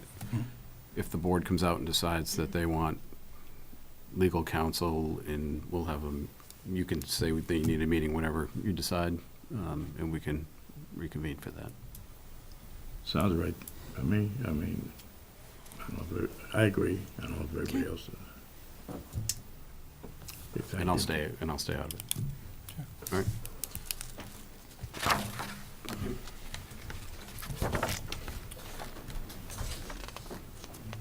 All right, Pat. Committee vacancies? Okay, as of today, we have the following committee vacancies. We have 1 vacancy on the CCA Advisory Committee, 4 vacancies on the Civic Committee, 1 vacancy on the Community Action Program Committee, 4 positions on the Council on Aging, 1 member and 3 associate members. Up to 21 members can be on the Cultural Council, so there's several openings there. 2 openings on the Energy Conservation Committee, 3 openings on the Holiday Decorating Committee, 2 openings on the Middlesex Canal Commission. Parade Committee is welcoming all applicants. Personnel Board needs one additional member. 5 members to the Public Celebrations Committee, 3 members for the Sign Advisory Committee, and 2 members for the State Park Committee. If you're interested in applying for any of these committees, you can fill out an application online on the town website or at the town manager's office. Thank you. Thank you, Pat. Next item we have up is a public hearing for a transfer an alcohol beverage license. Someone here for the...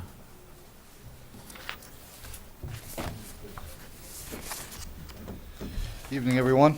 My name is Chris Coleman. I'm here on behalf of the applicant. This is a transfer from Shi Sushi Inc. to Fang Yanagi Inc. They're going to keep the same name doing business as Sushi Yanagi. I think you're all familiar with the space. It's at 83 Parkhurst Road. The space has about a little over 1,900 square feet, 50 seats. There's no change really of anything. No change in hours, no change in floor plan, no change in menu. This is largely one brother selling to another brother. The manager is Sylvia Dong, with me right here. She's the assistant manager now. She'll be the proposed manager for the restaurant. She obviously knows the operation well. She's been there since 2014, and she is the spouse of the current owner. From 2011 to 2014, she was also a waitress at Katani Sushi. She is a U.S. citizen. She's going to be there 40 hours a week. She's been there more than that already. And she does have her tips training. So she's just going to be the same manager. She's the current manager. She's going to remain. Actually, not the current manager. She's She's the the assistant. assistant manager who will be Been an pretty much the employee. same position. Thank you. And are they partners now, or is it sole one brother selling 100% to the other brother? It's actually 75% is what he owns now. The one brother, he's going to transfer his 75% to his brother. There is another shareholder that was at 25% who's going to come in as 25% also. More of a silent partner. He doesn't hold any office there. Right, He's just that's an not investor. changing. He's staying at 25. Correct. Any questions? Here's a public hearing. Yep. Public hearing, does anybody want to speak? Seeing nobody, entertain a motion. As you know, it is the policy of this board to continue any actions, transfer of a license to our next meeting. So I guess I would make a motion to continue this public hearing until our April 22nd meeting. Can I just, I mean, I understand what we've done before, but in this case where the girl has been the assistant manager, the stockholders are gonna be basically, is one brother involved now, the new stockholder gonna be, is he involved in it? He was an employee there, but now he's going to be a majority owner. So he owned some stock before? He didn't own any stock before? None before. Worked there, but that was it. If he worked there, I don't know.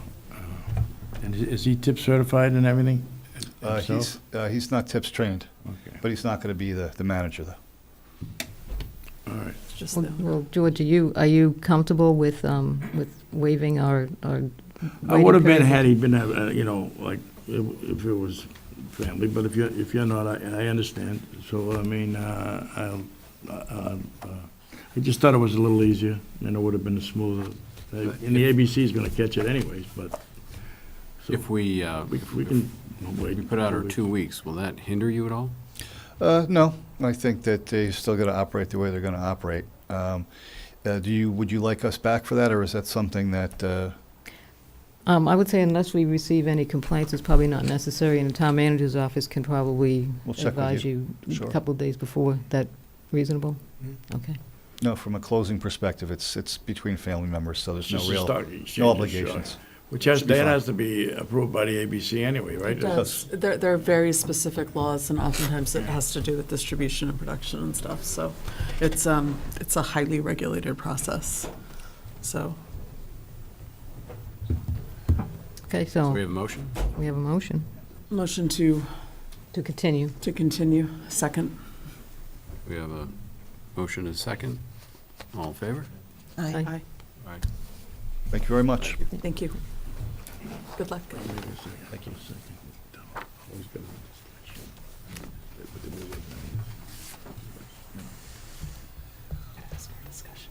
Yeah, I got it. All right, so we're on to licenses.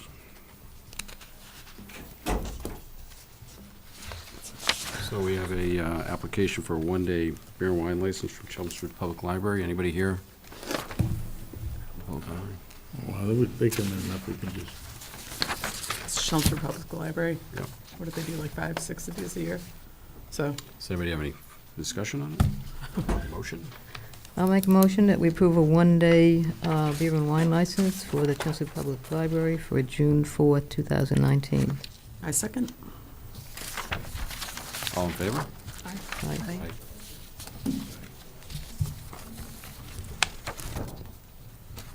Are you supposed to announce 5-0? What's that? Are you supposed to announce? 5-0?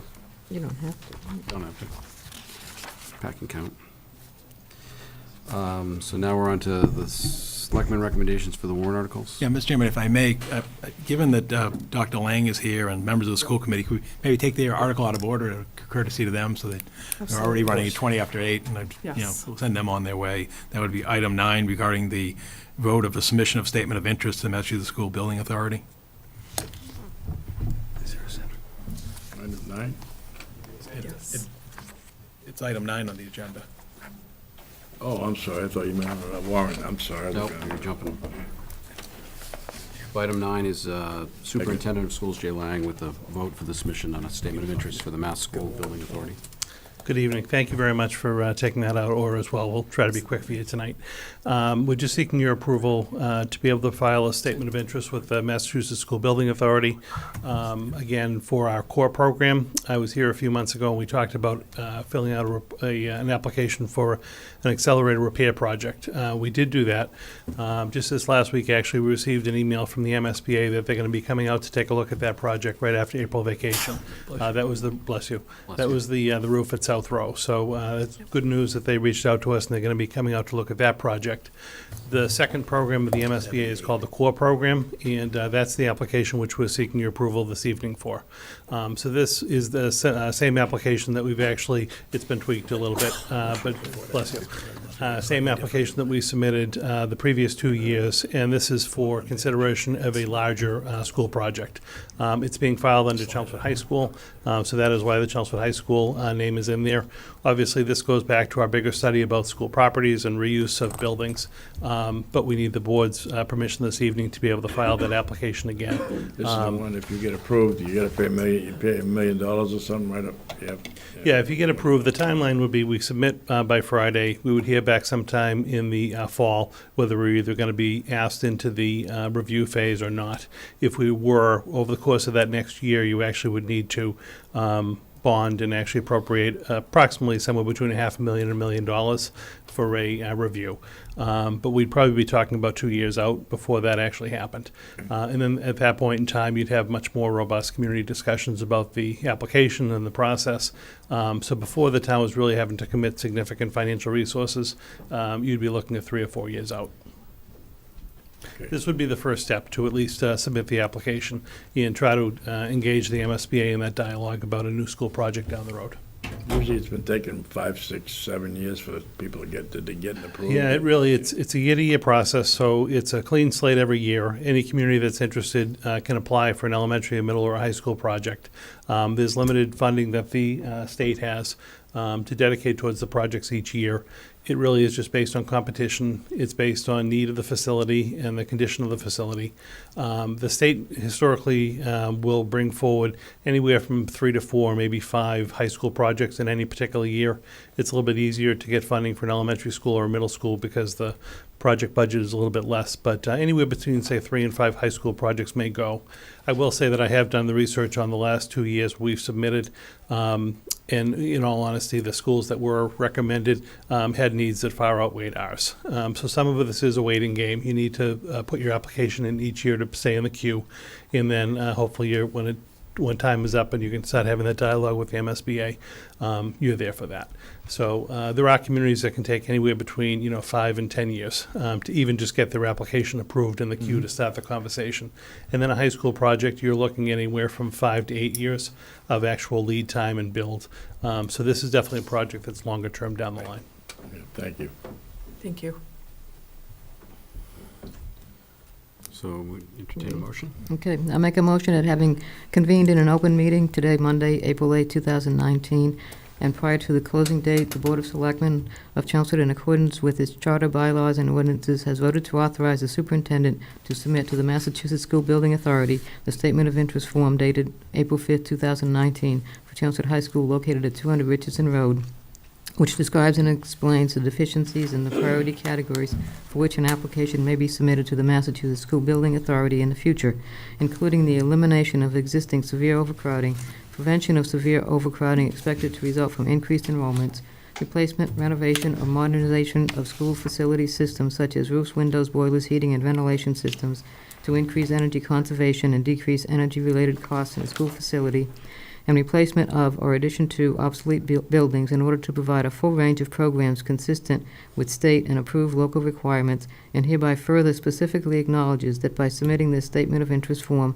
the Massachusetts School Building Authority in no way guarantees the acceptance or the approval of an application, the awarding of a grant, or any other funding commitment from the Massachusetts School Building Authority, or commits the city, town, regional school district to filing an application for funding with the Massachusetts School Building Authority. That's my motion. Second. We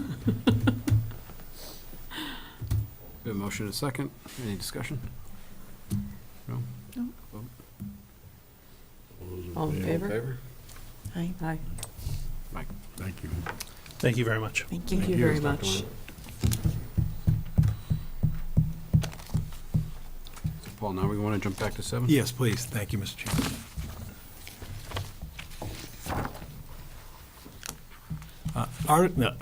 Item 7, the next item on the agenda is the matter of the 2019 Board of Selectmen recommendations for the upcoming spring annual town meeting warrant.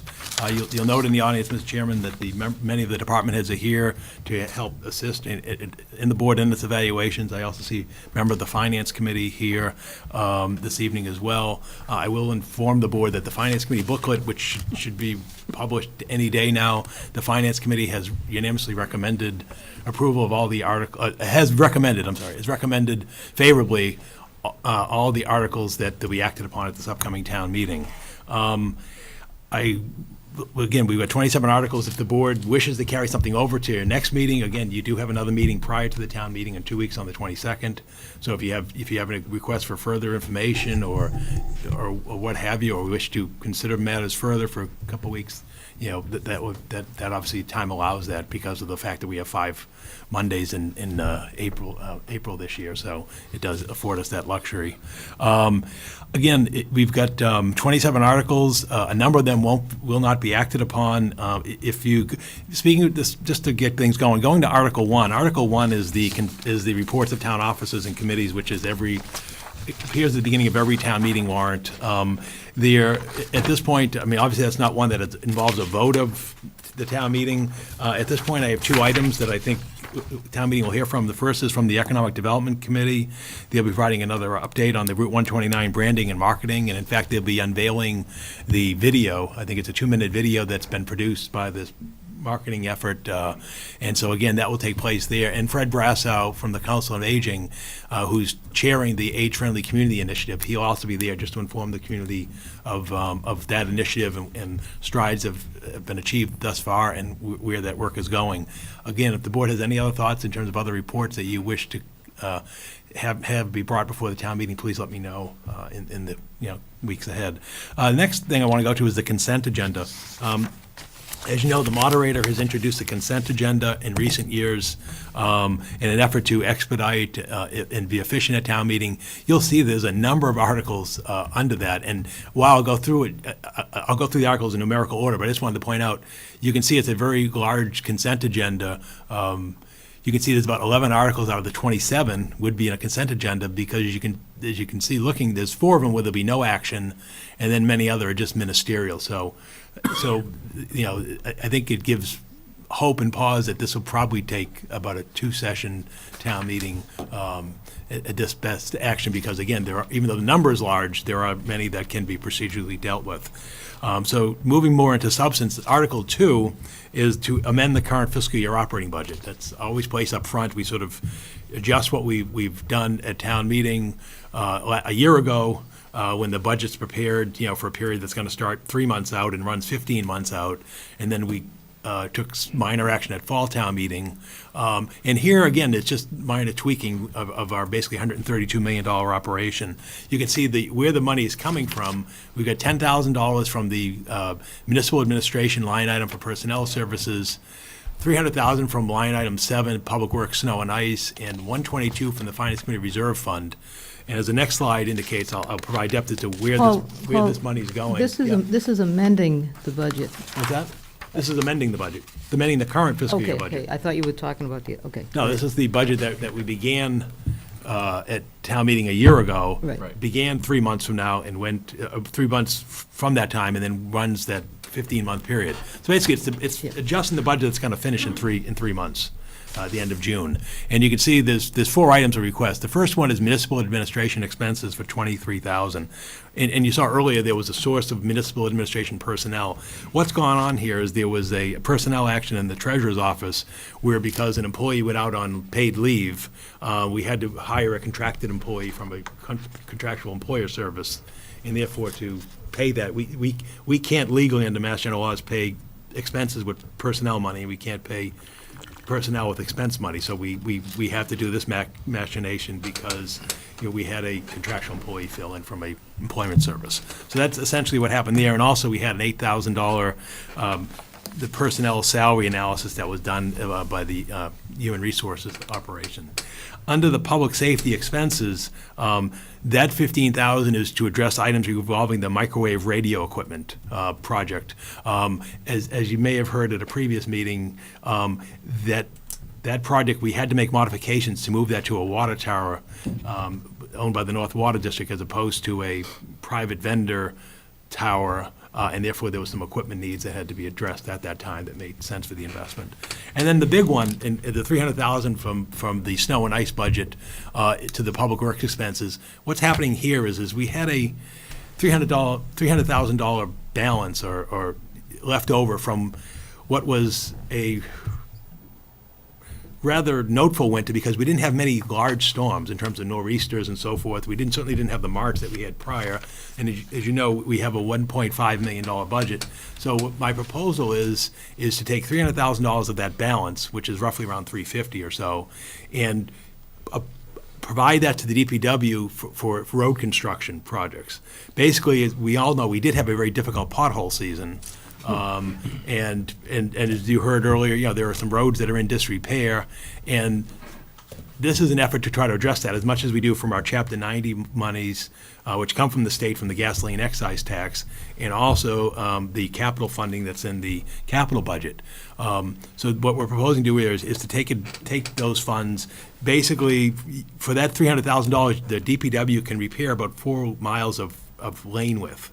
And what happens here is we're not doing an entire roadway surface, but what you do is you go out and you address sections of the road that are in disrepair and basically grind them, repave them, and extending the life of the road along its life. Go drive Davis Road. Yeah, exactly. It's like a checkerboard. Exactly, but it's effective and it's a stretch. And you say, well, why does it have to be? Well, there's 2 reasons. One is we have 230 road miles, lane miles in the community, and second, probably more importantly, is the state has not increased the funding through what we call Chapter 90, which is the motor vehicle gasoline excise tax since 2014, when the state passed a law to index that fund to the rate of inflation. The voters did a statewide repeal at that election, and therefore that fund has remained statewide at $200 million for the last half dozen years. The problem is that obviously the cost of work, materials, labor, everything else has gone up.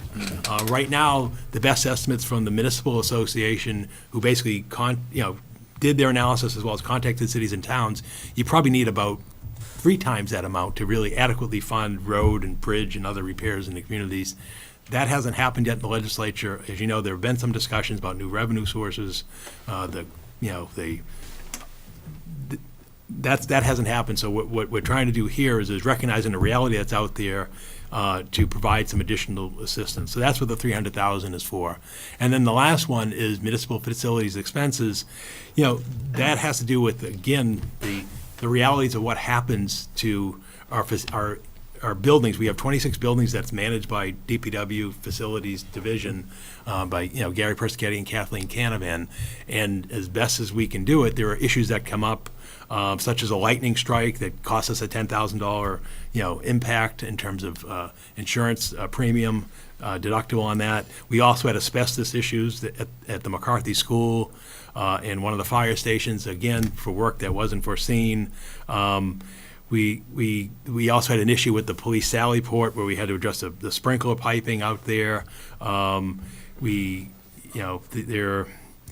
had to do some work related to the sale of 101 Mill Road. And then we had issues with the police chillers and glycol. Anyway, bottom line is impacts happen. And so therefore, we're making that adjustment, like you say, just under $95,000. So that's the action under that article. So if you were to have shown what was originally allocated before the amendment, what's driving the 122K draw from the reserve? Oh, because that's the funding source. There's some funding that was getting reallocated, it looks like, and then you had to draw from the finance reserve, Right. 122K. So I'm just wondering what's the big Oh, the reason driver for we that? would have drawn everything from the Finance Committee Reserve Fund. The problem is at the spring 2018 town meeting, the town meeting reduced funding in the reserve fund and left us with only a balance of $155,000.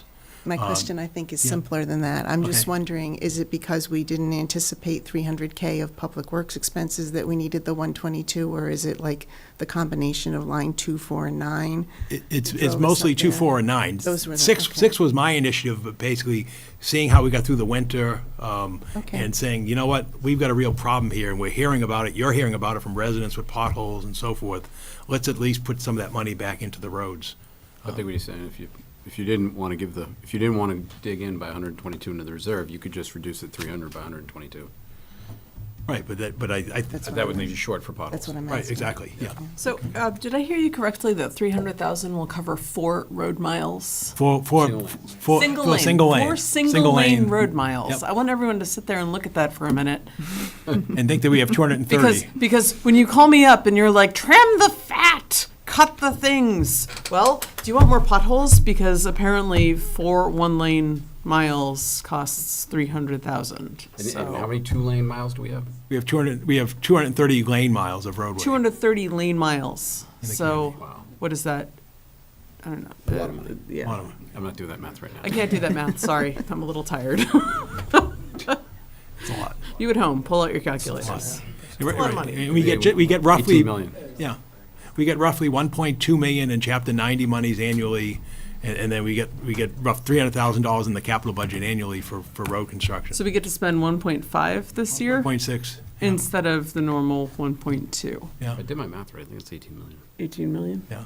Pay it all. I mean, But anyway, 18. that's why everyone talks about infrastructure. Yeah, no, it's real. Right, exactly. It's real. And for, as you know, going back, some have been in the community a long time, for years, the town's road paving plan was a sewer project, right? Yeah. It's distressing when you see the amount underpaid on taxes by individual citizens and you look at the costs of things.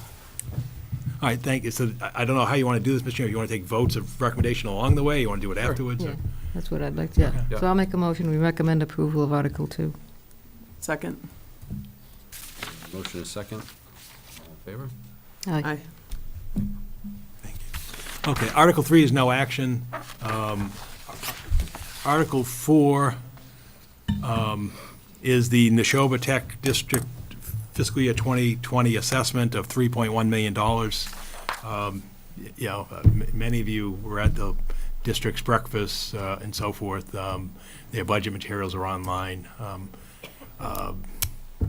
You know, we know that they're, I don't know what more to say other than, you know, how to cover a school district's, you know, We're required to fund it though, right? well, majority of the member towns are required to fund it. Yeah, If a majority vote, then we are required to exactly, fund it, yeah, right, yeah. Yeah. And we send the most kids there, We are the largest sending district, that's correct. so we need to pay our bills. So I'll make a motion that we recommend approval of Article 4. Second. Motion is second. All in favor? Aye. Aye. Article 5 is Neshoba Tech has a MSBA, you know, a project as well under the emergency repair project for doing some roof work on their project. As you can see, the total project cost, which everyone has to vote, is $3.7 million. They get reimbursed 55% of that cost, and then it gets borrowed over a 10-year period and then portioned down to Chelmsford. You know, this is legitimate work. I mean, their school was built in mid-1960s as well. And again, if some of you may have seen the presentation that she made when she came into the Finance Committee or at the legislative breakfast, you know, this is a section of roof that is in need of repair. So I'll make a motion that we recommend approval of Article 5. Second. Motion is second. All in favor? Aye. Article 6 is the Chelmsford Public Schools budget. The motion and recommendation is $61 million for the upcoming fiscal year. That's $2 million greater than the past fiscal year. Again, the budget's been recommended by the school committee. It's been recommended by the finance committee. And again, there's amples of information available in the school's budgetary materials. So I'll make a motion that we recommend approval of Article 6. Second. Motion is second. All in favor? Aye. Aye. Thank you, Mr. Chairman. Article 7 it now becomes the fiscal year 2020 general government operating budget. So this is going to take a little bit longer. As you can see, it's roughly $65.5 million from the tax levy. The balance coming from available funds such as the Wetlands Protection Fund, the Sewer Capital Improvement Fund, sewer user revenues, stormwater user revenues, cable, television license revenues, bond premium, and child care revolving fund. As for those watching to the process, the town votes line items. As I noted earlier, you have to vote personnel and expenses separately.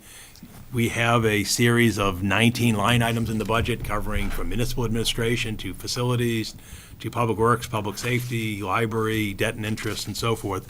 If you go to the slide of the budget highlights, I think this is a budget that's really noteworthy because I think we're doing the right thing in terms of generational responsibility. We're funding our unfunded OPEB or other post-employment benefits, retiree health insurance liability on a 30-year actuarial funding schedule, which means we're actually addressing the liability of the town fully on a fixed schedule. As we know, we're required to do a certified actuarial assessment every 2 years. This will now have us funded by 2050. Similarly, and you'll see in upcoming slides, we were also on that same legally required schedule for our unfunded pension liability, which would get funded by 2035. But also, we much like the school budget added, I believe, 7 or so positions, we also have some additional expansion of resources on the town side that I think speak to the essence of government, of what we do and why we come to work every day. It's to serve the community, to serve the public. And the key one here is upon the chief's recommendation, Chief Smitty's recommendation, we're now going to have a full-time school resource officer at each middle school.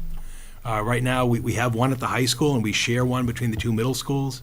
But I think as becoming increasingly aware, many of the challenges for the youth in our community, as well as youth in our neighboring towns, are at the middle school level, and therefore having a dedicated person at both McCarthy and the Parker School, I think will serve our community well.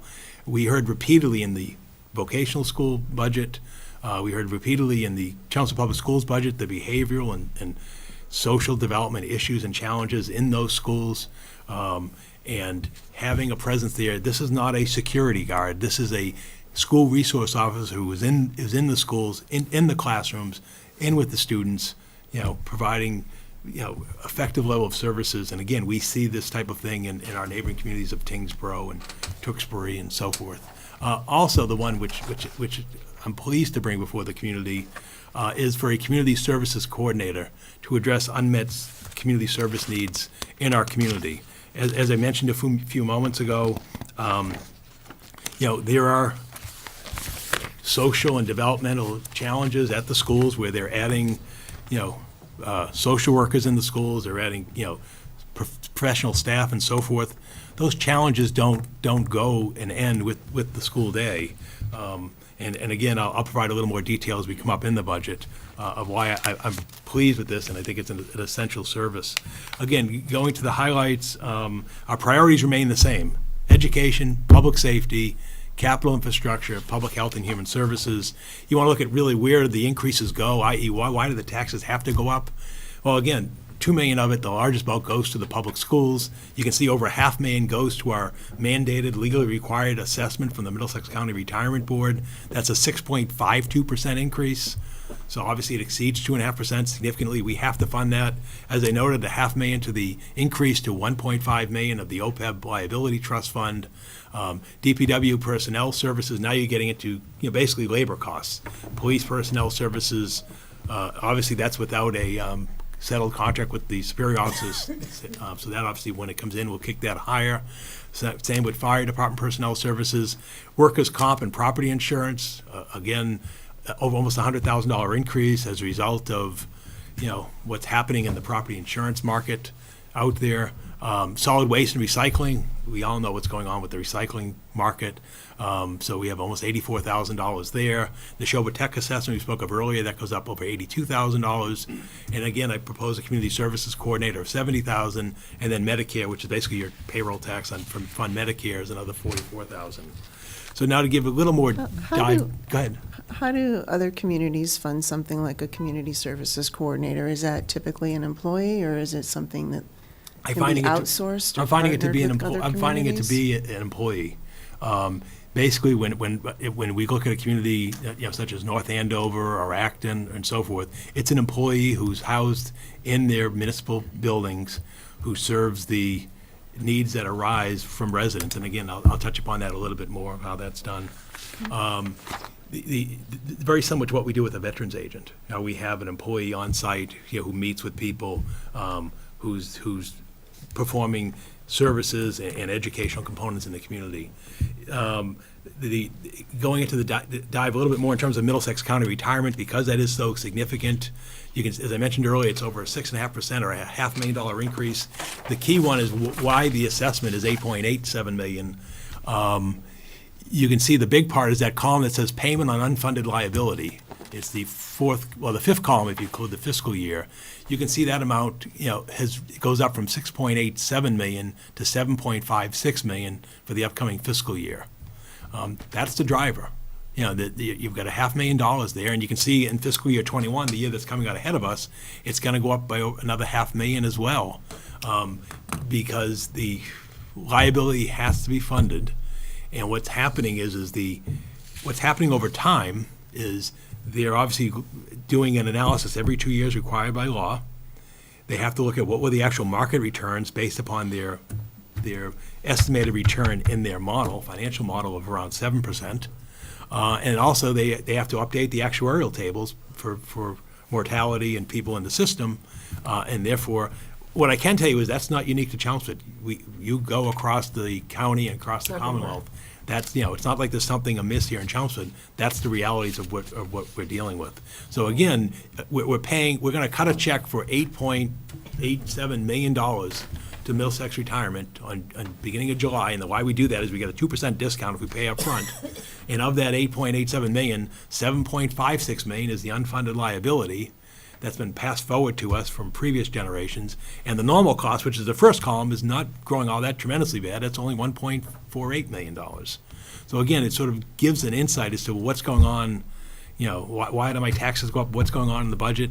There's the big driver every year, and you can just see it. I mean, look, go back 10 years. It's gone from, the assessment's gone from 5.7 million to 9 million. Yes, The George. OPEB's gone up $500,000. Yes. This is the first time it's gone up since. Since we were at 1 million, I think the past year was 1.2 million, now we're at 1.5. And then I thought when we had that audit, about like 6 years ago now, Yep. maybe. Yep. And we said if we paid the million, Yep. and I know things change and whatever, but I mean. if we It was paid never on a 30-year schedule. 20, I think it was like, he said 20 because of attrition and et cetera, things like that. He was just, I guess he was just guessing maybe, but he. No, said- when they used to calculate what the amount was to meet the obligation over a 30-year period, that's what's been required by GASB, which is the Governmental Accounting Standards Board.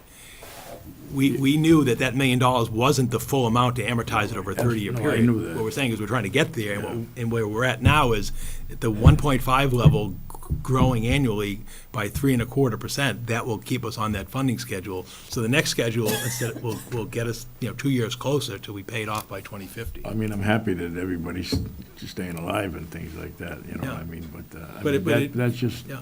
I mean, it's just, what I don't understand, I mean, that's basically just for the retired people who. Retiree health contributed. insurance obligation. But I mean, but we didn't, but we had adjusted that a long time ago so that the current people, right, who are now retiring. But that's for pension. That's not for health insurance. That's for pension. Oh, all right, In all right, other words, okay. current pensioners are paying 11% plus Yeah, towards their retirement, whereas earlier people who retired were paying 7% and so forth, and then it went to 8, and then 9 plus 2. All right. And we'll see that, right? The and we'll see pension that. liability is going to still show 2035. Right.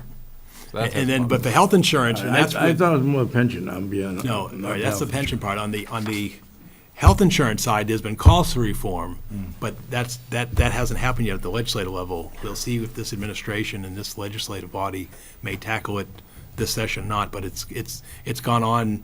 The last effort for reform failed a half dozen years ago, and it hasn't been picked up since. We're we, meaning the municipal association, are trying to nudge them again because it's not sustainable, nor is it prorated. So it's a real financial cost, which ultimately may get resolved by society as a whole, but who knows where that's going ultimately. But anyway, that's a real obligation of the town.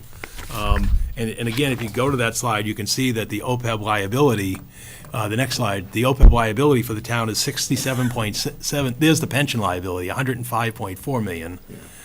You can see it went up in the last 2 years by 9.45%. Two reasons for that is, again, the market return didn't meet the target. So what they've done is they've lowered the estimated return for the investments going forward. And obviously, if you lower your interest rate, your costs have to go up to fund it. But they're actually trying to be more realistic. You're not getting, 8% or so returns in the market anymore. And also, the other part is they're doing updated actuarial tables. And so that's explaining, well, how can it be going up if our increase is going so great? It's kind of ironic because they were here during the summer, and they said, "Oh, the market's doing fine, everything else," and then we ended up ending the year with the market down. Right. And then they do smooth it over. Unfortunately, their next assessment year is the end of this calendar year. It wasn't last December. It could have been worse. Jinxed us. So again, that'll be paid off by 2035. So again, you have a $687,000 increase towards the unfunded pension liability. OPEB, that liability was calculated again last July. It was 67.7 million. We now have 8.8 million in the fund.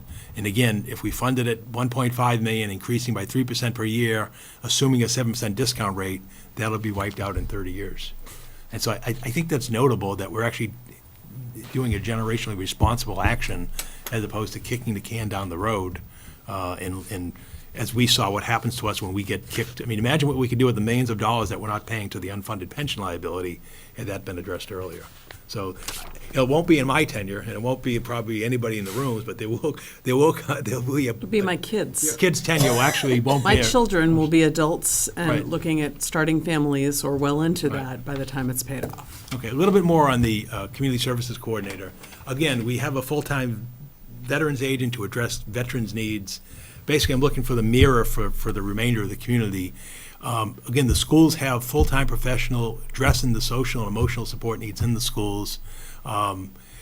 Yes, we do employ a senior citizen outreach coordinator and a public health nurse. However, there's still an outstanding gap there. And let me just tell you, what would this person be doing? What would the type of issues they be assisting with? And there's a sample. And again, this is something that we didn't invent in Chelmsford. In talking to my colleagues and visiting the people who actually do this in other communities, they're dealing with the issues that often come unexpected, but often leave people at a loss of what to do. And part of the reason they were at a loss of what to do is the state level of services isn't what it used to be. Some people just think, oh, if you got a problem, you call the state, you go to the state resources are being contracted, and much we see the water being pushed downhill into the cities and towns. But you've got issues of domestic violence, abusive relationships, opioids and other substance abuse, behavioral health, issues we're dealing with hoarding, dementia, depression and suicide, divorce, financial distress, and then also some assistance needs such as fuel assistance, medical assistance, disability, homelessness, caregiver bereavement support, child care, hunger, homelessness issues. Just to give you some indication, we're a community of 34,000 people. So it doesn't have to be that big of a segment to have a real caseload, and we hear it when we talk to the police and the fire and the health office. In Chelmsford, we have over 1,200 people who fall below the poverty level, or 3.6% of our population. We have over 12% of our students are characterized as economically disadvantaged, so there's over 600 students who meet that issue. We know the police department responded in the last calendar year to 361, or one domestic disturbance a day. There are over 600 well-being checks, and opioid overdoses, which I've been corrected by the chief. There were actually 45 when it was all said and done during the past year, because some don't get characterized, and that'll be updated for the town meeting. And again, just to give you the idea that there are other communities that are doing this, and again, here's a sample that I've come across, again, from the North Andovers to your Hollistons, your Hopkintons, your Sudburys, Westboroughs, and so forth. I think it's one of these positions that Once it's here, you know, I don't think we'll be able to imagine life without it, because it will save us the resources from the repeated calls, again, by public safety and health services, but also there will be an educational component of it in the community, doing things like you saw your stormwater engineer do earlier this evening when Christina was here, holding information sessions at the library, but meeting people who come up and really don't know where to turn. And sadly, it happens in the collector's office. We come across people, and they've come across my office. I've had people who come in and say, hey, I've got a particular issue with a family member. Where do I go? What can we do? And right now, we're just understaffed. And when I talk to my colleagues in other towns and the people who do this, they do spend a significant amount of their time dealing with the schools, because, again, the school department is dealing with the student. But often the issues don't reside only with the student. It's also the family environment that they're involved with. So also addressing that will actually help the students in their lives. So that's the nutshell of what's going on with the community services position. For debt service, what's going on with debt service is low. As noted by our bond rating report last June, we're only 1.3% of our market value. 87% of our debt is going to be repaid within the last 10 years. Rather significant, and also rather speaks to the fact that we don't have a school project that we're funding right now with any significance, nor is there one ahead of us, because obviously that would just blow that out of the water in terms of what's going on. So again, we're in a good position with debt service. If you look at the actual numbers of debt service, our non-excluded debt service is decreasing by a nominal amount. It's staying at roughly $7.5 million. And then our excluded debt service is decreasing by $84,000, $4.23 million. So that's, again, about a 2% decrease in excluded debt service, which again is outside the levy limit. It's added on, Tom. And then the other one I always provide this chart, and it's also in the thick budget book that will be coming out from the printers next week. You look at the government employees from where we were when I came aboard, right around 2008 period. We had 241 employees. We're now at 251 employees. I think it's notable to note, well, where are the increases taking place? If you noted that half of those increases are in the fire department, and again, others are just scattered out across the community, such as the Council on Aging and so forth. With the revenue sources, which is the other part of the story, we've talked about how the money would be expended. Most of it, as you know, comes from the property tax. We're allowed the 2.5% increase by Proposition 2.5. That's $2.4 million. We are estimating $1.6 million in new growth. As I noted earlier, our debt exclusion is slightly decreasing. We're not even seeing just over 0.5% in state aid, or less than $100,000 in net in new state aid revenue. And then available funds, which are the enterprise indirect costs, are $182,000. I always put this slide in terms of where does the property tax fund. Again, the average bill is just over $7,000. You look at it, well, obviously half of it goes towards education, in terms of the line item of education, not the indirect costs. So $31.50 or 45% goes to the school's budget line item. 2% or $140 goes into Neshoba Tech. $12.60 goes to benefits and insurance, which is obviously greater than our debt service, which is $770 or 11%.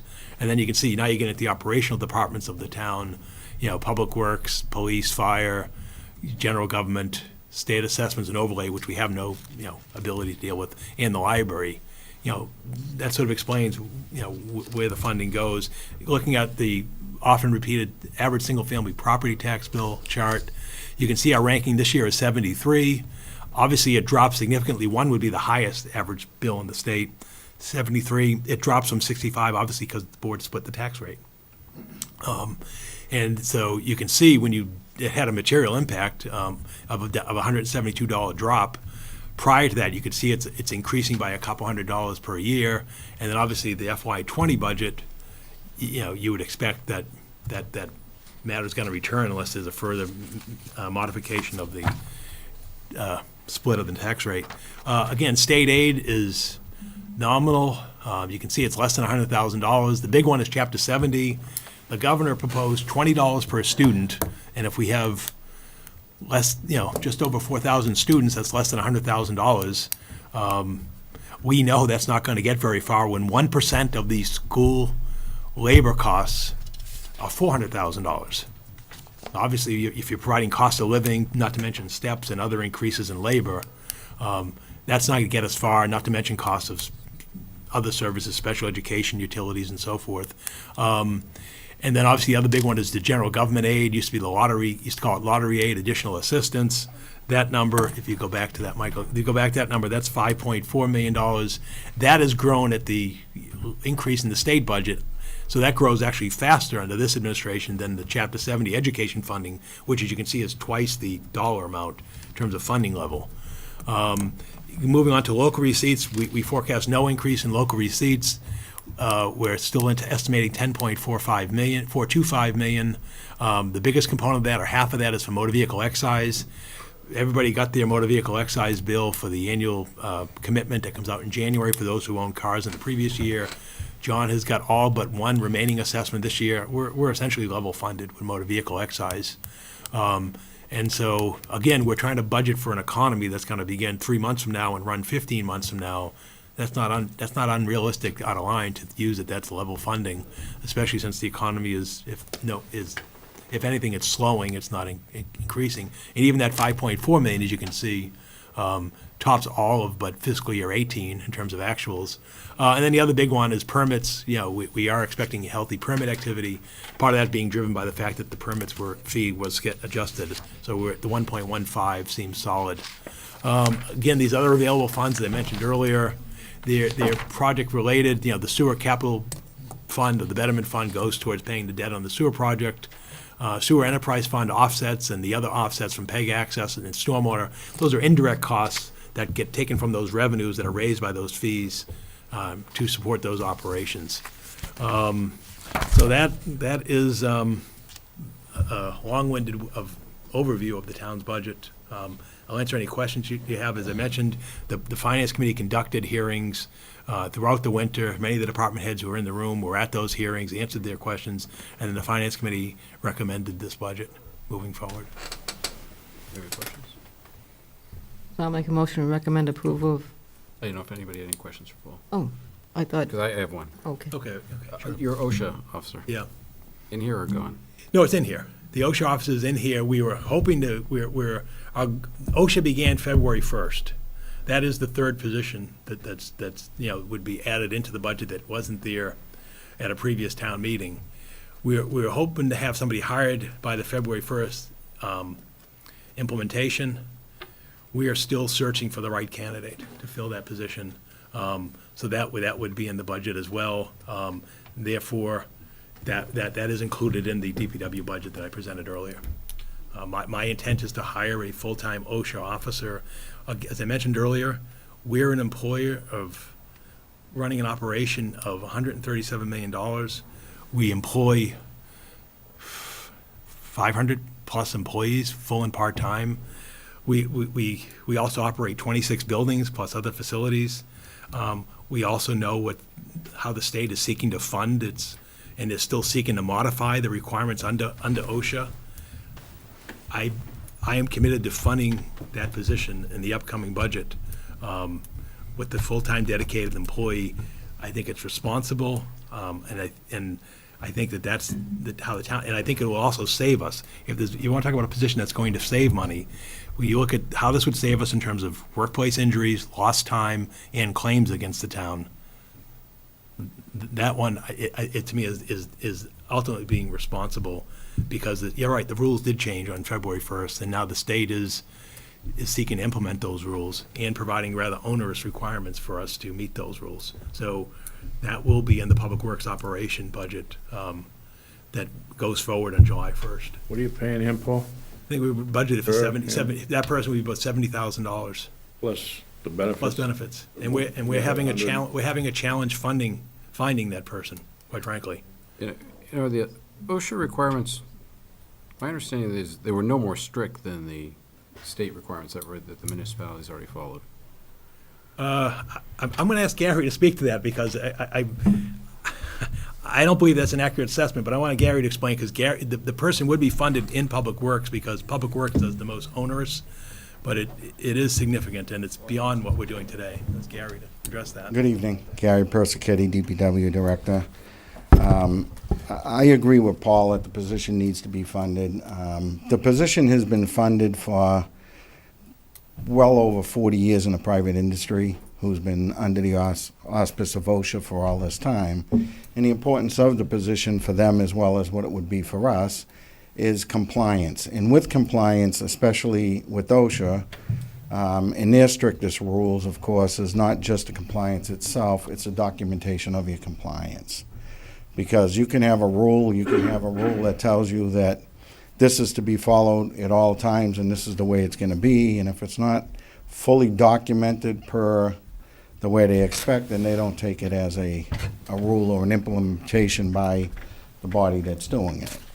And that's one of the reasons why. As Paul alluded to, I could tell you that a little bit of the issue is by working with a consultant a little bit to find out what's going on in the public industry and how it's done is where these people have been in jobs for years, they have a medium that runs somewhere between $94,000 and about $125,000. Then there's people that do make less than that. Some are not 100% certified, all the way up to some that make $170,000 that have been in trade for years. So we're in an awkward position, meaning that it's very unlikely we're going to pull someone from private industry, with the salary that we're doing. And what we're working on now is working with trying to find people that have maybe just gotten their certification or have been certified for a while and are breaking into the industry a little more than you would if we can do that. But we're going to continue on. The one thing I would like to share is that the Commonwealth of Massachusetts Executive Office of Labor and Workforce has already come out with a planned program inspections for 2019 and 2023 that is going to affect us. They're coming out for aerial lifts. They're coming out for crossing guards. They're going to look at firefighters. They're going to look at ladders, trenches, and wastewater treatment plants. That's their goal for the upcoming year and a half to get into all the municipalities and search that stuff out. As you know, we are one of the DPW departments that does a lot of physical work. We do our own sidewalk work, trenches and stuff, and I mean, it's really important that we're following and doing what we need to do. Are you certified for OSHA? I'm 30-hour certified, yes. Everybody has at least OSHA 10. You mean each employee or Every employee within DPW, my whole department, is a minimum of OSHA 10. And then, then you get certifications up. I'm not certified as a OSHA compliance officer, no. That's a whole different certification and a job within itself for the most part. So what rules do you follow now? Which standards? We follow the, what can I think of? Department of Labor? Yeah, Department of Labor, excuse me. So it's not unlikely that you could get somebody certified in each department to be OSHA certified in, like. The goal out there is really that, police, I believe, has a person. Designated Yep. deputy chief, but we're still waiting to determine. Right, and then I believe fire at least has one during every fire. And then we're hoping to have someone in the schools, not to be OSHA officers, but to have that person to go to. This person would also be on our committee that we do with our insurance company as well for compliance. We do that right now, which involves the school department, the town of Chelmsford, members of different bodies within the town. So in the DLS guidelines now, do you have to do the same reporting you're doing with OSHA? With DLS, you don't seem to get as much involvement. With OSHA, the best example I can use is we were doing some work about a year and a half ago, and we were digging up and replacing a culvert, and OSHA did stop and asked if anyone within the ditch or within the workforce was other than our own people, and the answer was no. So then technically he has no auspice as far as anything, but he asked if he can stay and look around, and of course, we had no objections to that, where if he comes on site now, there's no questions to be asked. He just does what he has to do, and depending on what they find would be what they would decide to do as far as fines go, or anything, if there's anything they see. Go ahead, George. No, well, I was just gonna say, I mean, every manager would know what their workers are supposed to be doing, and kind of, if they're doing their job, they're gonna make sure that they are doing what they're supposed to be doing as far as OSHA is, all right? I'm not trying to, I'm just thinking out loud, that's all. We just, we just got a little break in taxes, and now we're starting to add 3 or 4 jobs, and, just asking questions, that's all. Sure. I mean, it's a typical thing that, I think you've seen it, you see it mostly in big construction jobs, and the first time a person falls off a ladder or a machine tips over or whatever you're dealing with, the fines themselves are implemented, and technically, one fine will probably double pay for a person on average. But you're only fined if you're doing something that wasn't done correctly, is that? If you are, or your documentation does not meet the standards of what they're looking for, was there anything leading up to it that wasn't done properly or set up properly that could have caused what's happening? And they have put on a bunch of compliance officers to make sure that this. But do you have the same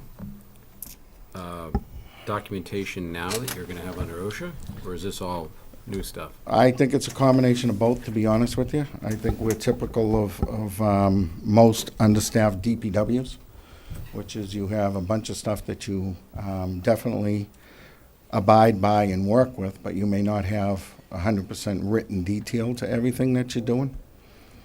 Do you know how many OSHA complaints we've had? Is it a complaint? Well, it would be Department of Labor Standards. The standards became effective February 1st, so this is OSHA just we've only started. been in effect 2 months. Okay, so we had no obligation before that? I've been here We know. 20 years, and we've had OSHA in for one.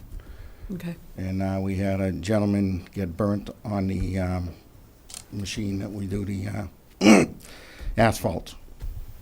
So, of course, they come in and do a assessment after that, go through the steps. Was it being used properly, and all of that. OSHA did that? Yes, How'd you fare? we did fine. I think there were 2 labels on the machine that were seeable but could have been cleaner or redone because of the age of it. All in all, no, there was no Weren't fines fined? left to put out, no. No. Because we're not, So for- we haven't had. But how is OSHA funding these positions going forward, Gary? I was told that they're being funded right now by the government, but for the following years, they will be funded by fines. I do want everybody at home just to understand, municipalities had to follow the Department of Labor standards prior to February 1st. Correct. OSHA was the private sector. Now OSHA's opened up to the municipality. The state passed a law that changed the standards, and then was determined not to be an unfunded mandate. Right. Much like Stormwater was an unfunded mandate, but we're now subject to it, starting as of February 1st. But I guess the question I'm asking though is, are there new, and I'll ask you, are there new reporting standards? Yes. Different than what DLS had them do, that are going to be required? Yes. In fact, I will send you, the MMA just testified before the State Department of Labor Relations objecting to the requirements that are being imposed by the state under this program. Too strict? Too strict, too burdensome. But I thought, I get the state updates, and I Yeah. thought one of the things I read from, when this came out from the Department of Labor Standards, that the OSHA rule was not supposed to be any more burdensome than the DLS standards. Right.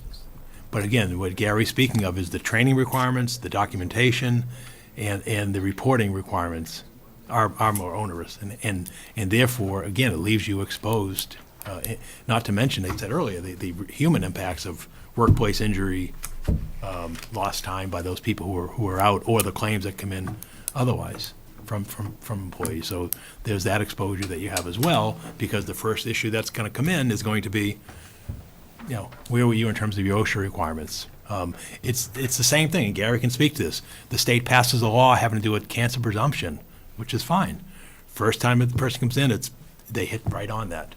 it falls under that requirement. And we're having a struggle, not just Chelmsford, but other towns, because how do we deal with this new standard that's being imposed? All with good intentions. We're not here knocking people, but it's the reality of what do these things mean. We've seen it in stormwater. We're seeing it with OSHA. It's the realities of what we're out there with. And again, I can't, whatever the funding level that's provided in the public works budget going forward, I do not foresee operating without an OSHA compliance officer going forward.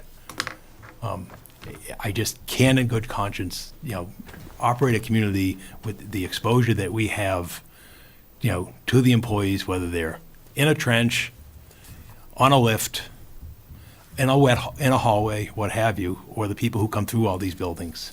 And again, I believe that it will pay for itself, because again, it's how do you document prevention? How do you document the accident that didn't happen? You can't. But I've How do they do it in the private industry, though, Paul? the private industry does it, George, by incentive. I mean, any of you have been to a National Grid meeting, right? What's the first thing they do? Well, we're going to start this meeting with the Workplace Safety Initiative. When they have, you go to a place and plant this many days without an injury. Right. It's so commonplace. They And why measure it over time. Right. Why is it done that way? Because not only is it a requirement of ocean private industry, but because they save money doing it. Right. And therefore it applies to a city or town as well. And again, it's the two pieces. Everything you say says, and Gary said it, we didn't get in any trouble for the gentleman who was burnt. The standards are in place, we've been doing them. Mm-hmm. Obviously, we're doing them fine. What's burdensome is all the documentation to it. And So we're- training. Right. We're really not worried about the injury that you couldn't have seen, because we're doing everything we can. What you said was, all that we need to do is, it's the documentation and training that we need to abide by. Right. And that training's full-time. I mean, that person is not just a public works employee. It affects the fire department, it affects the police department, it affects, the facilities department. I mean, it's going everywhere, even into this building. It's not, and this is the concerns that we're seeing out there is, it's not just, and hasn't been the case. There wasn't, and Chief Ryan, I'm sure, can speak to this, it wasn't the case that a fire response would be independently evaluated by a town's, or a private, OSHA evaluator. That's now the standard going forward, in terms of workplace safety. And it's, he's not going to go to the scene and direct people left and right where to go and how to attack a fire. But if there's an incident that happens, that person's role is to investigate, report, and document, and train going forward. One last comment before we take a vote. Months, and you can correct me if I misheard this, but I clearly remember a night when we were sitting here and you said in 3 years we're going to be in big trouble. We're going to be facing a deficit. That has sort of just been ringing in my ears ever since, and has That's me a little correct. bit sitting on the edge of my chair saying, where are you going to be in 3 years? Right. So that's my only concern. And it's We're true. going to have to fire these people? No, we're not. Well, no. Emily, I can't see a scenario where the town operates without a OSHA compliance officer Okay. going forward. No matter who we lay off, that position's not going to be laid off, because again, you have to do the training. It's not, economic times are tight, we're not going to do the training, we're not going to do the documentation. You have to do that. Just like if there's, the town will always run elections, regardless of how many people are employed in the community. We're going to run an election. We're going to have an OSHA, because you're subject to these requirements. They're not budgetarily based. And you're right, the future is uncertain and unknown, but that's the best we have, and that's our forecast. And John and I were just looking at an updated forecast today of what that would be. And you're right, we do not know with certainty. But again, what's the state going to do with its revenues? And the speaker today basically said he's not going to address revenues in the budget that's going to be approved July 1st, but he'll examine statewide revenues later in the session. So something's going to happen in 2 or 3 years, but I don't have that crystal ball. All I can react to is what's in front of us and what's at us. It also explains why we address the biggest cost we have is labor.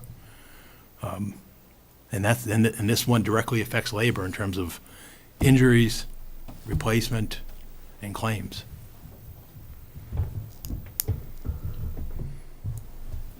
Okay. Okay, I make a motion that we recommend approval of Article 7. Second. Vote, We say discussion? no No discussion. discussion. Now you vote. No discussion, now we vote. All right, so let's have a vote. All in favor? Aye. Aye. Aye. One against. 4-1, thank you. Next item is Article 8 is a reserve fund. We're asking for the traditional amount of $400,000 to be used as a reserve fund for the upcoming year. It's 0.29% of the town's $137 million operating budget. Again, you know, in town meeting, it's used as a funding source. Outside of town meeting, the Finance Committee can meet in extraordinary and unforeseen circumstances to expend those monies.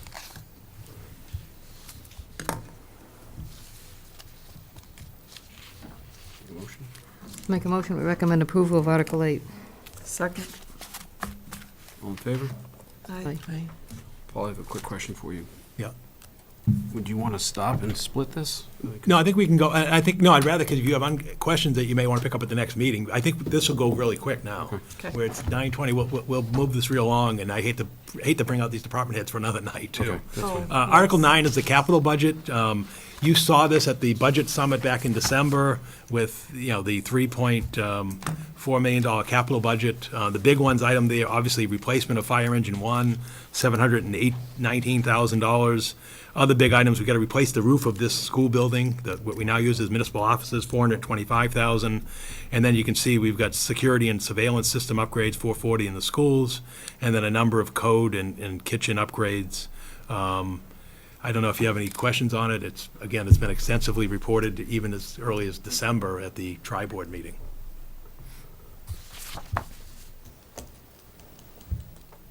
Have a motion? Make a motion, we recommend approval of Article 9. Second. Got a vote? All in favor? Aye. Aye. Okay, Article 10 is Evan Blancy's going to do this. You heard earlier public comment about the proposed zoning bylaw amendment. Evan's got some slides he wants to just run through you. Again, the planning board and the finance committee recommend this article. Is there something Lisa's right also now gonna join. in What's that? progress? What? Is there something in progress that would, to make this, pass this bylaw? Is that because something is in front of one of the boards now for a, There's two things. One is that where market's telling us something, and two is there is an interested party it's been discussed on Barica Road. It's not the site that was referenced earlier Oh, I that this understand. pertains to, but yes, there is a project under consideration. I'll ask Evan to touch upon this with Lisa. So, good evening. With me tonight is Lisa Maroney. We have about an 8-slide PowerPoint that we can give if you would like us to. It's the same PowerPoint and presentation we gave to the Finance Committee. Otherwise, we can answer questions. I know the time is late, so whatever you'd like to do. I think it would behoove the board to see it. I've seen it. Yeah, I would agree. It's certainly worthwhile. It'd take about 8 to 10 minutes.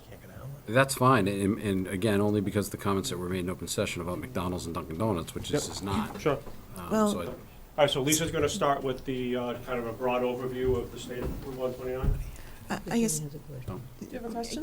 I'm just wondering, Chairman? with the late memo that we got and the comments in open session, would this be one that would be a candidate to just put on the agenda for next meeting where we're allowing people to come in and participate in the briefing? Because it seems to be controversial as to whether it goes on the town meeting. I haven't seen that memo. I wasn't aware of the memo. Right, well, that's what I'm saying The is. presentation will answer most of those questions. What I did hear this evening, much of it was not accurate. Okay. I didn't see the memo either, but we're not having an open session next time.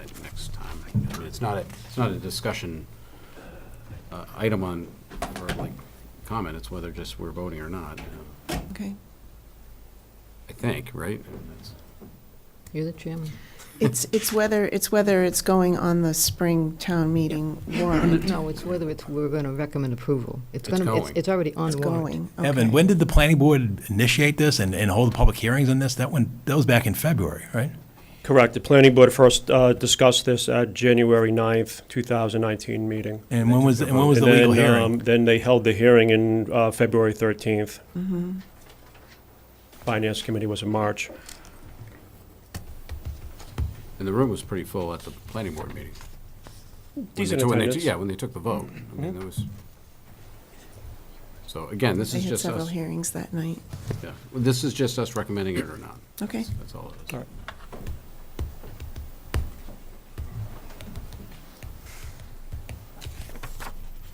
Good evening, Board of Selectmen. My name is Lisa Maroney, Director of Business Development. I'm here to give you a brief update with what's happening on Route 129. The site readiness program through Mass Development continues to progress. We've been working on that for about 6 months now. We're doing a deep dive study into the existing conditions of Route 129, including in-field interviews with property owners, realtors, stakeholders, investors. We're getting firsthand feedback and collecting data with group discussions, things like that, where we've created a occupancy inventory of everyone that's located on 129, different from the assessor's records, infrastructure map, market analysis, SWOT analysis, these types of documents. They'll be made available to everyone once the project is completed. We're looking to have a final project presentation in the month of May, so you'll be seeing that come out. Also want to update you on some incremental progress, 2, 4, and 6 Omni Way, formerly Kronos Properties. So that was put up for auction in 2017. It is now fully occupied. All of those buildings there now have brought in 8 new businesses into the town of Chelmsford, some of them creating a headquarters location and also national relocation. So that area is near full occupancy on 2, 4, and 6 Omni Way. Also, incremental progress, new and expanding businesses. We've got 7 companies that have either created new space or expanded into the community. We've created 2,540 jobs into the town of Chelmsford within the last 12 months. Also want to talk briefly about the continuance of elevated vacancy rates. We still are experiencing 16% vacancy in the Route 129 corridor. We're talking about 600 plus acres and 70 properties in the corridor of Route 129. So of the 16% vacancy, 28% of that is office buildings. We're talking about multi-story, single-tenant buildings that are lacking amenities. It's difficult to attract businesses into space that has no services, no conveniences. Buildings are 150,000 square foot, multi-story, low ceiling, not exactly what the market is demanding right now. So the vacancies continue. It's a challenge of what the market demands, the things that are going on with the economy. It's hard to create interest for a very large user to come into a building of 150,000 square feet when there's no cafeteria and there's no food entity on 129. There's no place to conveniently get a quick lunch or a coffee or anything like that. So we have actually heard specifically from property owners that they're losing tenancy due to the lack of food services. So more specifically, 321 Billricker Road is now back down to half capacity, and their specific complaint was there's no place to grab lunch conveniently nearby. We also have to prepare ourselves for the loss of analog devices in leaving. They occupy 2 Elizabeth Drive, 15 Research Drive, 20 Alpha Road. Cadence has announced they're relocating. That's 270 Billricker Road. We also have 300 Billricker Road, 330 Billricker Road. These are all buildings that are empty with a specific complaint in the need for food service and convenience for employees to stay close to work. The challenge has been that the property owners do not want to invest very large, significant amounts of money without a committed tenant. It doesn't make sense to invest funds into creating modernized, amenitized spaces when you don't have a commitment for a tenant.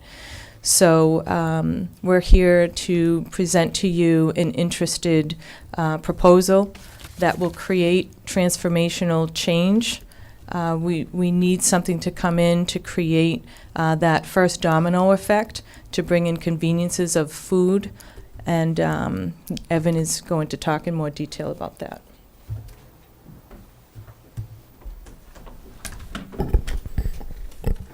Okay, so just for some specific context related to the 129 initiative, this started 6 years ago. Back in 2013 was the initial push. Unfortunately, that did not move forward. The first wake-up call was Kronos and Mercury departing. Shortly thereafter, town meeting did respond in a timely manner and adopted the Route 129 Business Amenity Overlay District. Since then, as Lisa has mentioned, the town at all levels, EDC, myself, the town manager's office, this board, and the addition of Lisa's position have been actively engaged with all stakeholders, existing as well as external stakeholders. As it pertains to recent events, the overlay was successful. The first two projects, both residential and a restaurant retail, were both approved in a timely manner. 197 Billerica Road does have some challenges finding anchor tenants, specifically related to the restaurant. As Lisa mentioned, the second wake-up call is right on our doorsteps. That is the departure of analog devices and cadence. That should not be dismissed as being something that's market-driven. That is a significant second wake-up call. That time is of the essence and action needs to be taken. More recently, based upon market interest, town meeting rezoned the 1 acre at 278-282 Mill Road to permit retail and business amenities. In November of 2018, the town met with the property owner of 330 Billerica Road. They expressed an initial interest for drive-thrus related to fast casual restaurants. That was followed up by a meeting with the EDC, where the proponents at 330 Billerica Road provided a presentation. I've handed that out to you this evening. That is exactly what they presented to the EDC. At that meeting, I presented a zoning strategy, which has followed through this process and what will ultimately be proposed at town meeting. At that same meeting, the EDC did indicate their support, and as mentioned earlier, the planning board was updated accordingly in a timely manner, and then they held their public hearing in February, followed up by the Finance Committee in March, both of which unanimously voted to support. Next slide is an overview, summary of what the property owners of 330 Billerica Road have presented to the town thus far. What you have in your handouts is a project narrative. This essentially, it was developer-driven. They've done their own self-directed due diligence. They've analyzed and assessed the local market, and they have come to the determination using their resources that if drive-throughs associated with upscale fast casual were permitted, that they would have a leased tenant. The upper image here is their master plan for their property. This is all contingent upon this rezoning taking place. They view the fast food, the drive-through associated with fast casual to be a catalyst for the additional investments. All of the improvements can be done currently under the BAOD with the exception of the drive-through. So what you see on this map, there are several QSRs, which is quick serve restaurants. There's a full service sit-down restaurant, a retail component, as well as the drive-through component on the end cap. Excuse me, will these all be run by the same operator, or will they be separate operators? These would likely be separate entities, yeah. And you have commitments on these if, So there's, so, depending on this thing passing? more or less? So this is what they presented. They indicated that for purposes of the drive-through entity, that the project narrative, I believe, indicates that they are well within or well underway with lease negotiations. I believe Ken was at this EDC meeting. They presented it as though they were very confident in their lease negotiations. The other items were all future vision. And the project narrative explains their kind of vision as to how they see their site interacting individually as well as within the 129 overlay itself.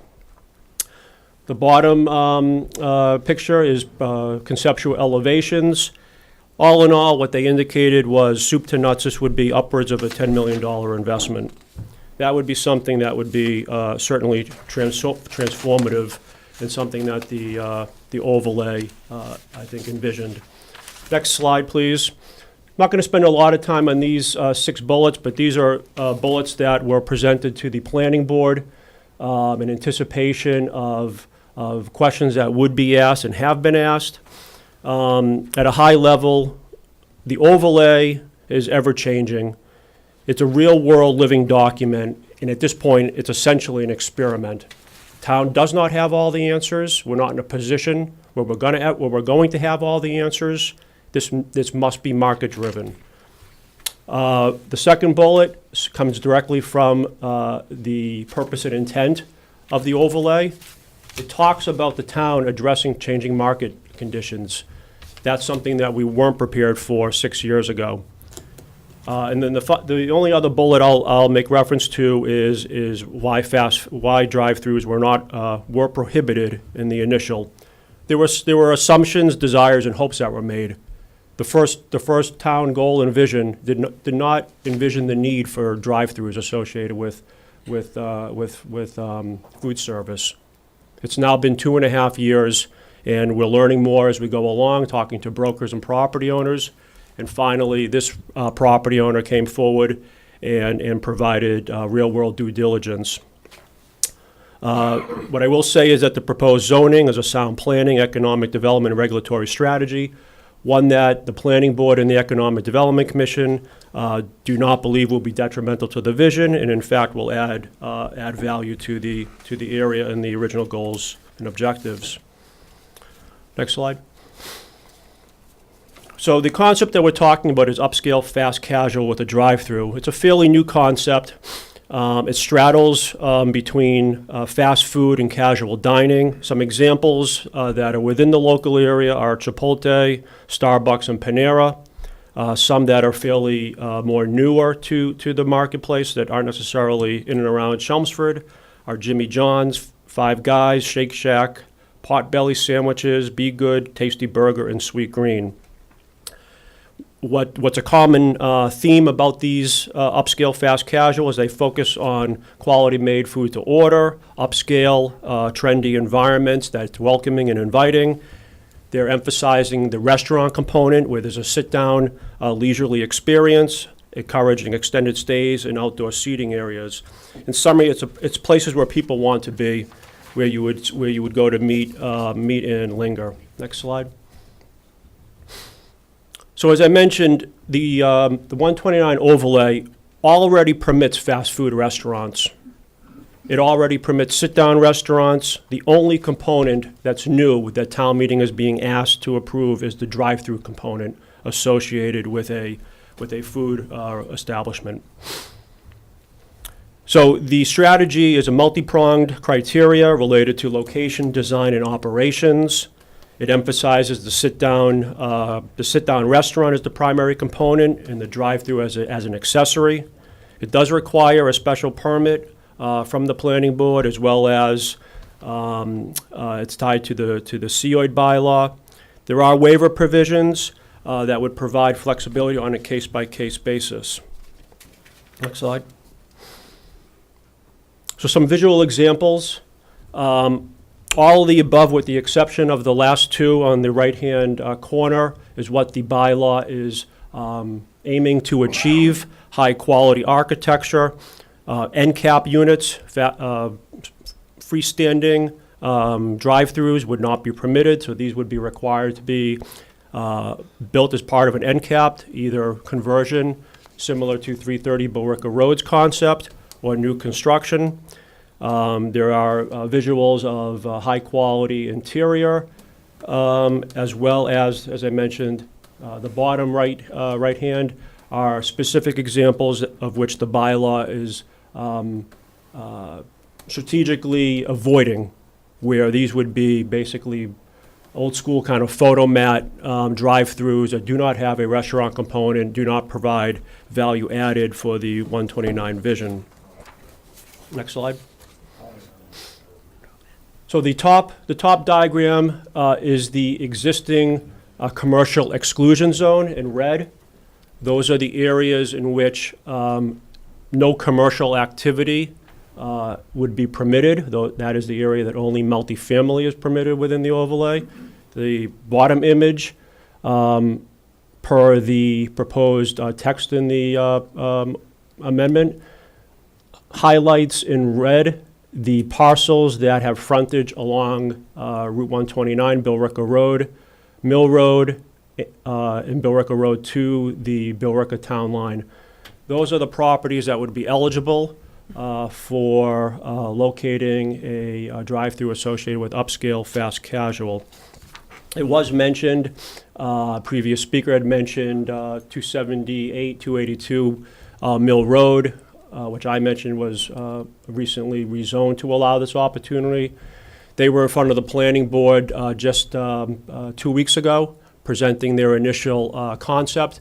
It's very similar. In fact, it's almost exactly the same as to what was presented at town meeting back in October of 2018, a 5,500 square foot multi-tenanted plaza, a restaurant tenant, as well as a retail tenant. There is no drive-through proposed for that particular location.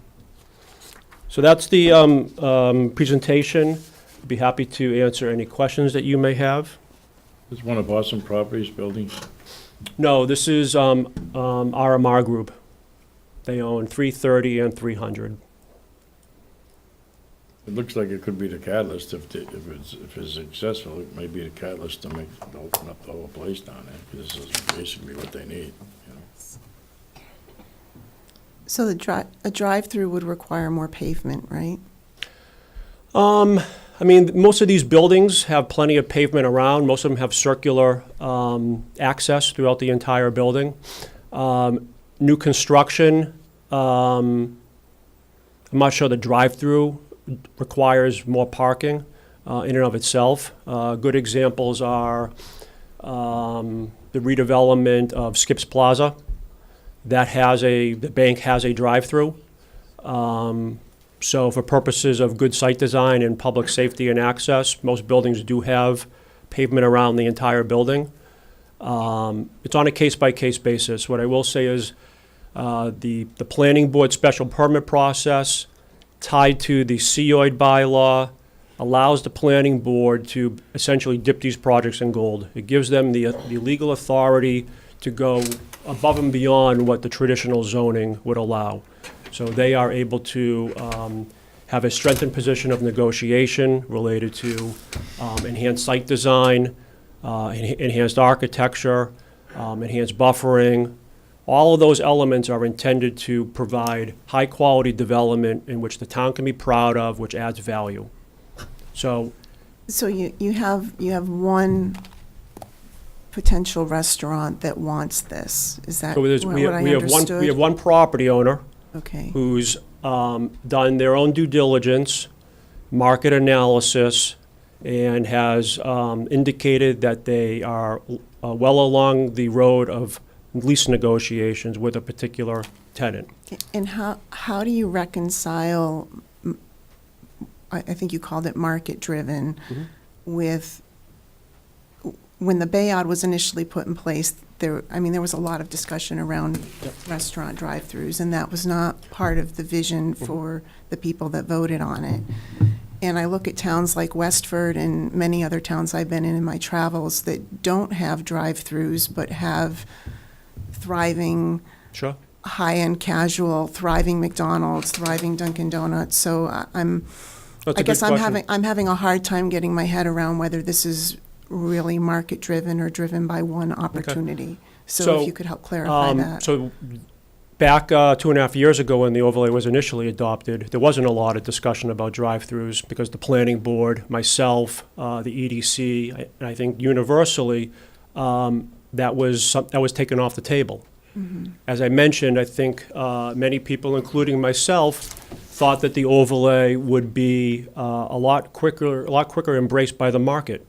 I don't think many of us assumed that we'd be here 2.5 years later with a permitted project and no market demand to fill that permitted space. I think a lot of us assumed that the location in and of itself and all the discussion that we had with the property owners and brokers, that the market would have embraced the concept a lot quicker. The fact of the matter is, if the town is committed to 129 and the 45% CIP that it represents, and understanding the first wake-up call and the pending second wake-up call, this proposal is it's a response to a market interest. Not dissimilar to many other areas in town where the town is interested in accommodating sensible and reasonable economic development that serves a higher purpose. That's what this is about. There's no indication from myself or Lisa or anyone else in Town Hall that there are other property owners or external entities looking to locate in Chelmsford right now at 129. There's lots of discussions and a lot of head nodding. So when this property owner comes to the town with their vision that they believe is market-driven and market-tested, and they mention $10 million, it's not just a one-off related to we're going to take a 100,000 square foot office building and plop in a 5,000 square foot upscale fast casual with a restaurant. Their vision is much more. That we felt was compelling enough to further analyze. We brought them to the EDC. The EDC did their due diligence, brought them to the planning board. The planning board did their due diligence related to zoning strategy. And now we're here, trying to get this past the town meeting. We're not sure there's a plan B. So that's what needs to be understood here. It's not, Chelmsford 129 is not Westford. It's not Tewksbury, it's not Billerica. It has its own unique set of challenges that we're still trying to figure out. So when a national property owner who has they're a national REIT and they have a large portfolio nationally, when they come to us, I think we were compelled to listen. They have a very compelling proposal. That's what this is about. It was incumbent upon myself as well as the EDC and the planning board to come up with a value-added proposal, one that would not denigrate or weaken the original vision and strategy. We believe this is complementary, would add value. The reason it can do that is because of the special permit process tied to the COID. It gives the planning board tremendous negotiation. The other items related to McDonald's or Burger King, one that cannot be freestanding. I've never seen a McDonald's, Burger King, Taco Bell that's not freestanding. That's their business model. They want to be freestanding. So I think most of those are eliminated. Secondly, the text, the proposed text, requires that they have reusable dinnerware, silverware. So that's a Panera, that's a new Starbucks. These concepts that are fairly new to the marketplace, that's what these upscale fast casual restaurants are doing as part of their business plan. So that's what we mean by upscale and value added. Those entities, by their business model, looking to create an experience. That's what is complementary to an office park, where the town is trying to create a high value place where people want to work, they want to live, and they want to recreate. Evan, I have some questions on, is this the actual wording, what we have in our presentation? Yeah, you have the motion, yes. Yes, the Oh, motion, the motion that you have in the presentation is the wording. Okay, because I guess there's some phrases in it that are kind of ambiguous to me. So they have to have outdoor seating? That's not an option whether to have outdoor seating or not? Correct. They're That's required? part of the 129 overlay. The purpose and intent talks about high-value development, high-quality development. So pretty much town-wide, the planning board, whether it's Drum Hill, Chelmsford Street, Center Village, anywhere where there's a food establishment, the planning board is strongly encouraging outdoor dining. That's part of creating an experience. It's part of activating what would normally just be a parking lot and a walkway to an interior restaurant. The 129 area is particularly interested in creating outdoor spaces because it's trying to create walkability. During the daytime, there's hundreds of daytime employees that walk the park. They're already doing that. Now, if you give them a place to walk to, they would have coffee or have their lunch outside if it's a nice day. Simultaneously, Chelmsford residents enjoy eating outside. They enjoy eating at good quality restaurants. That's what this is about, trying to create a nice environment that blends both the suburban location with some of the kind of urban aesthetics or urban conveniences that we all travel to right now. Marketplace in Linfield, 3rd Ave in Burlington, all those places have outdoor seating, outdoor gathering, and during the nice weather, they're at capacity.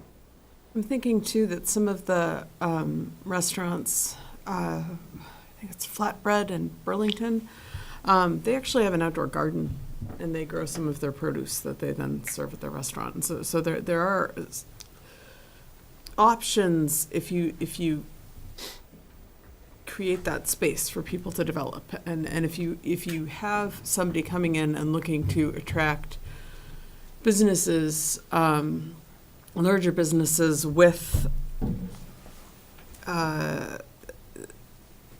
the demographic that is now coming into full adulthood with the millennials, with up and coming Gen Z. If you want that demographic,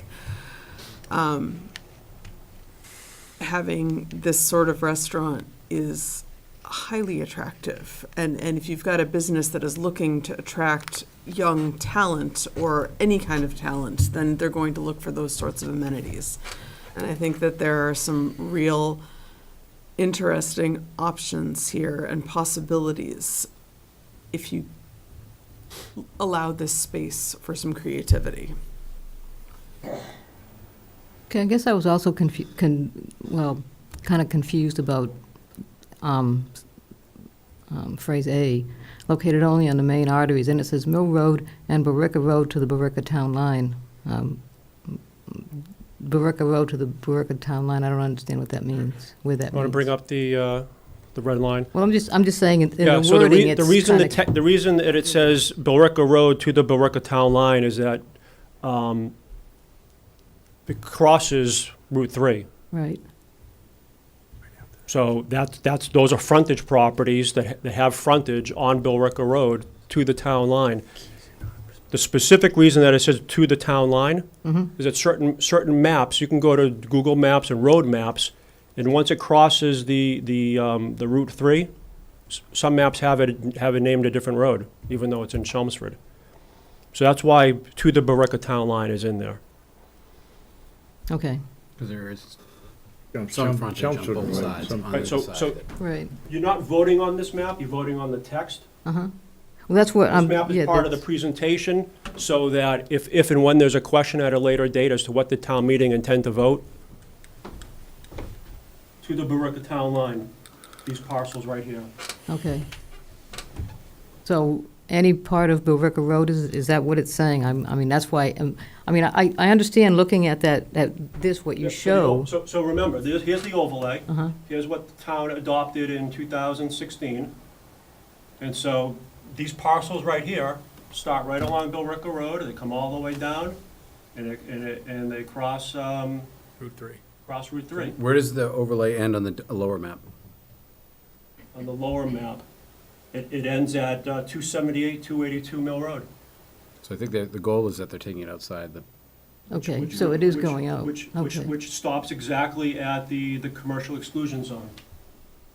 so that's why they crossed over the highway, to make it So we're not, clear that the we're not, limit we're not was less. redrawing any lines. Mhm. We're working within the restrictions that town meeting adopted related to the commercial exclusion zone.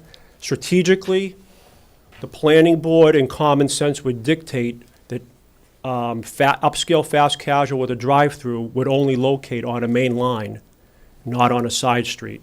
Okay. That's why it says Billerica Road to the Billerica Town Line and Mill Road. Okay. Main lines. All right. Thank you.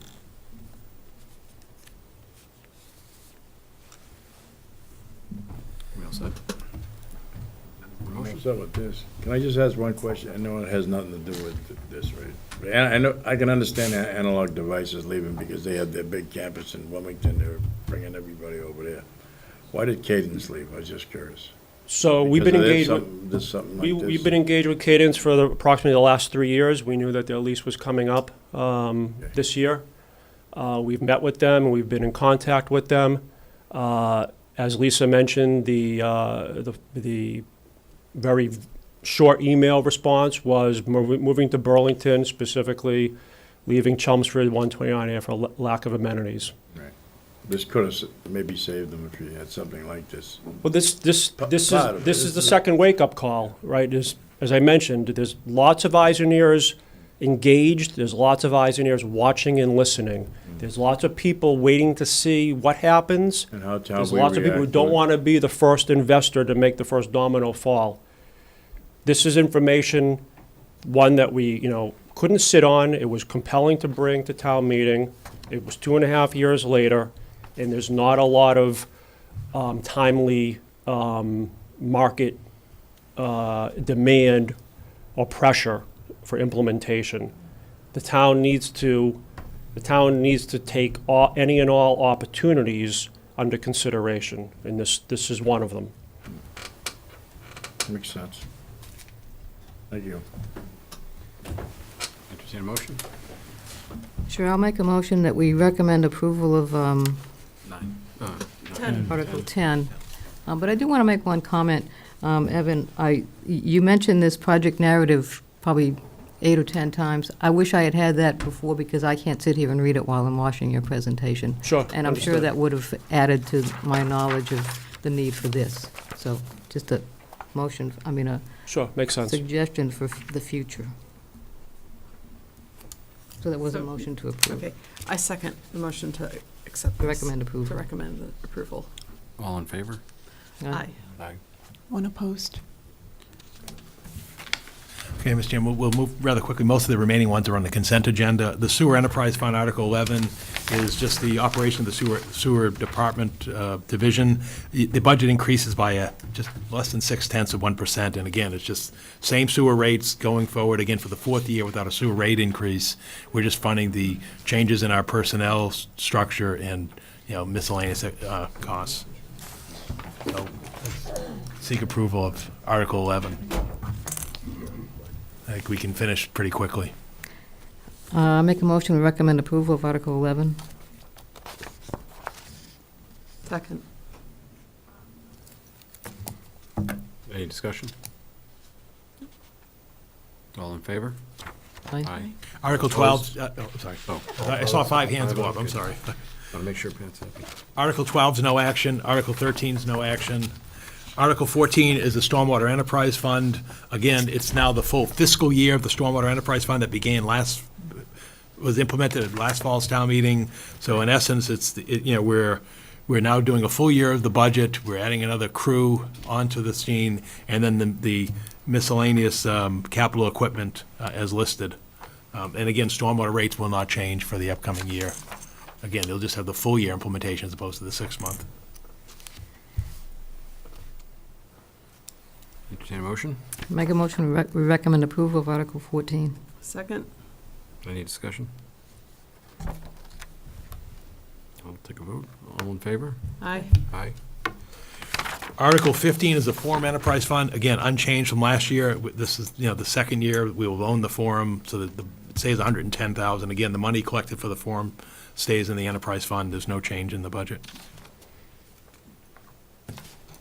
All right, I make a motion to recommend approval of Article 15. Second.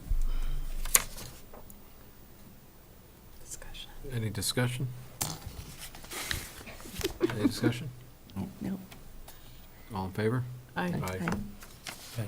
Article 16 is the PEG Access Fund. Again, staffing, everything remains the same. Obviously, personnel are addressed in the cost, but because of the uncertainty with the FCC ruling on PEG Access, Pete Padula took a conservative approach, reduced the capital outlay budget by $159,000. Again, you may have saw this in today's Lowell Sun. So again, the budget is unchanged, and we're prepared to weather what may come. So I again ask your approval for that.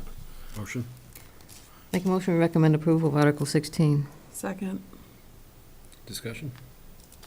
All in favor? Aye.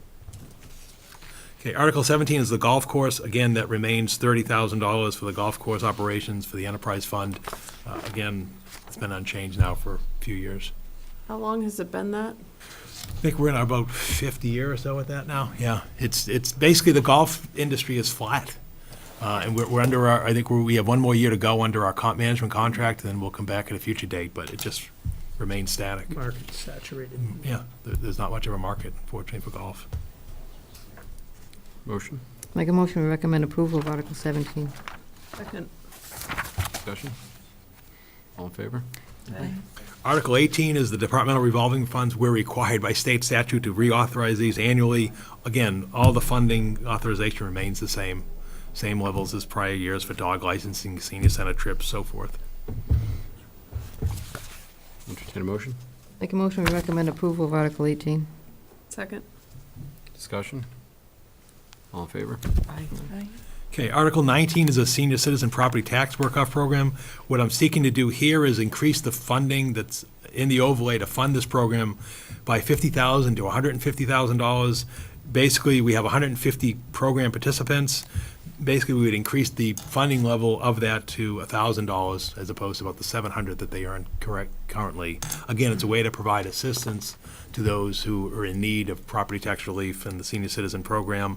Obviously, with the minimum wage increasing, we adjust the hours based on the increases in the minimum wage. So again, I think this is another one to feel good about, that we're addressing those who have been in the community and wishing to stay in the community, but are addressing through the senior citizen work-off program. Entertain a motion? Make a motion to recommend approval of Article 19. Second. Any discussion? All in favor? Aye.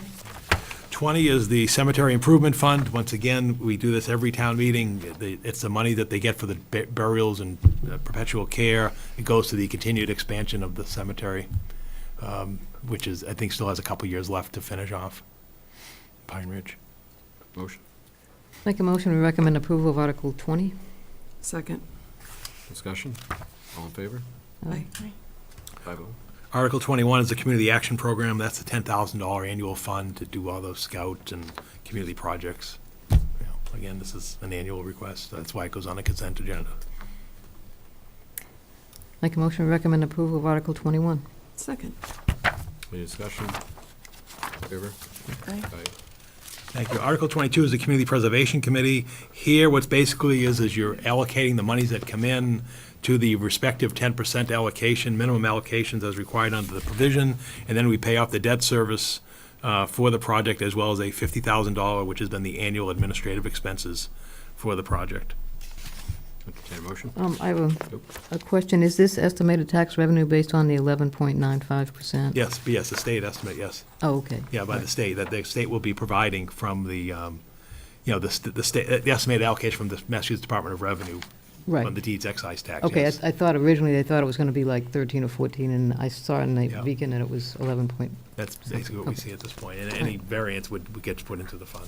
Okay. I'll make a motion to recommend approval of Article 22. Second.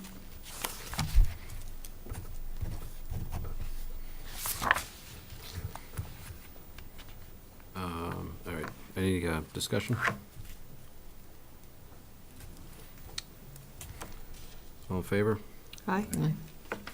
Article 23 is the Community Preservation Fund Committee's request to replenish their Community Preservation Fund recreation and open space capital improvement funds respectively, $50,000 to each fund.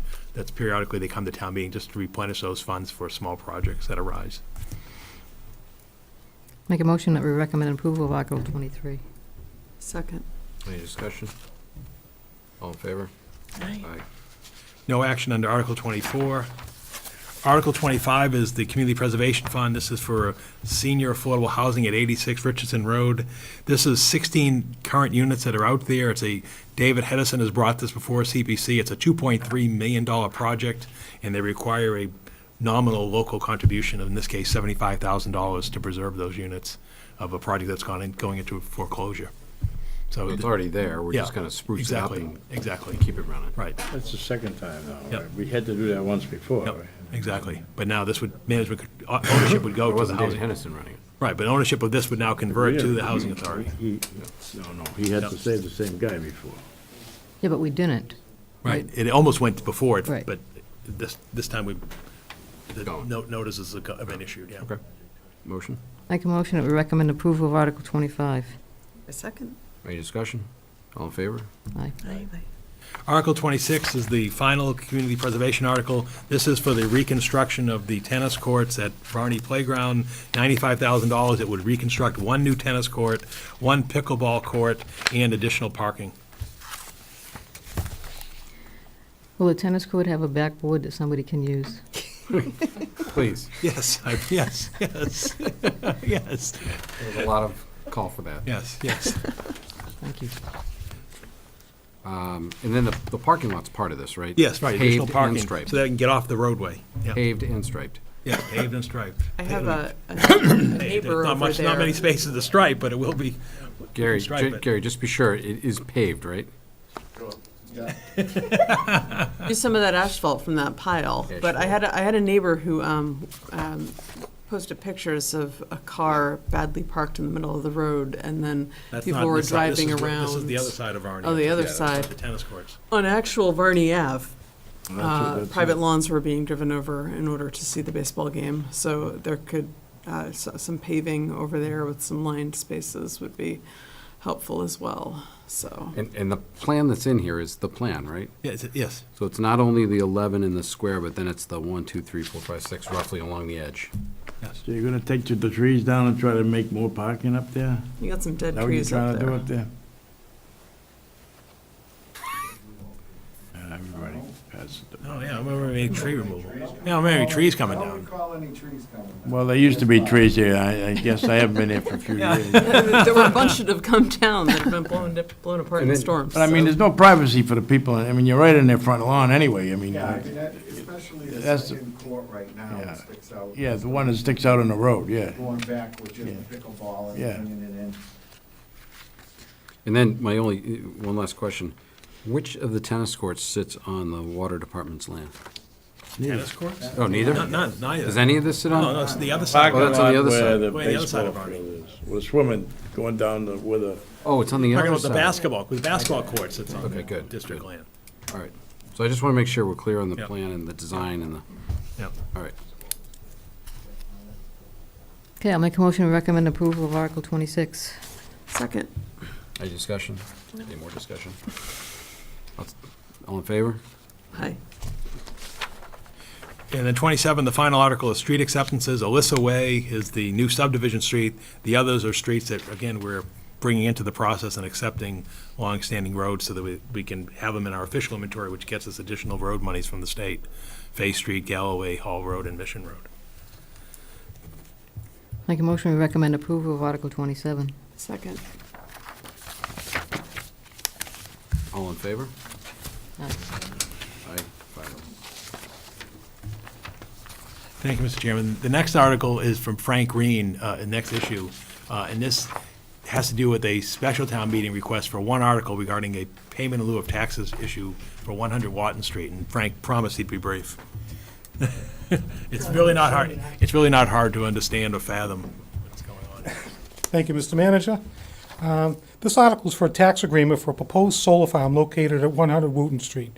100 Wooten Street is a 12.5 acre parcel with a 97,000 square foot building. The proposal is for a 720 kilowatt AC metered ground-mounted solar voltaic facility, a solar farm. Chapter 59, Section 38H provides an alternative to assessing generating plants.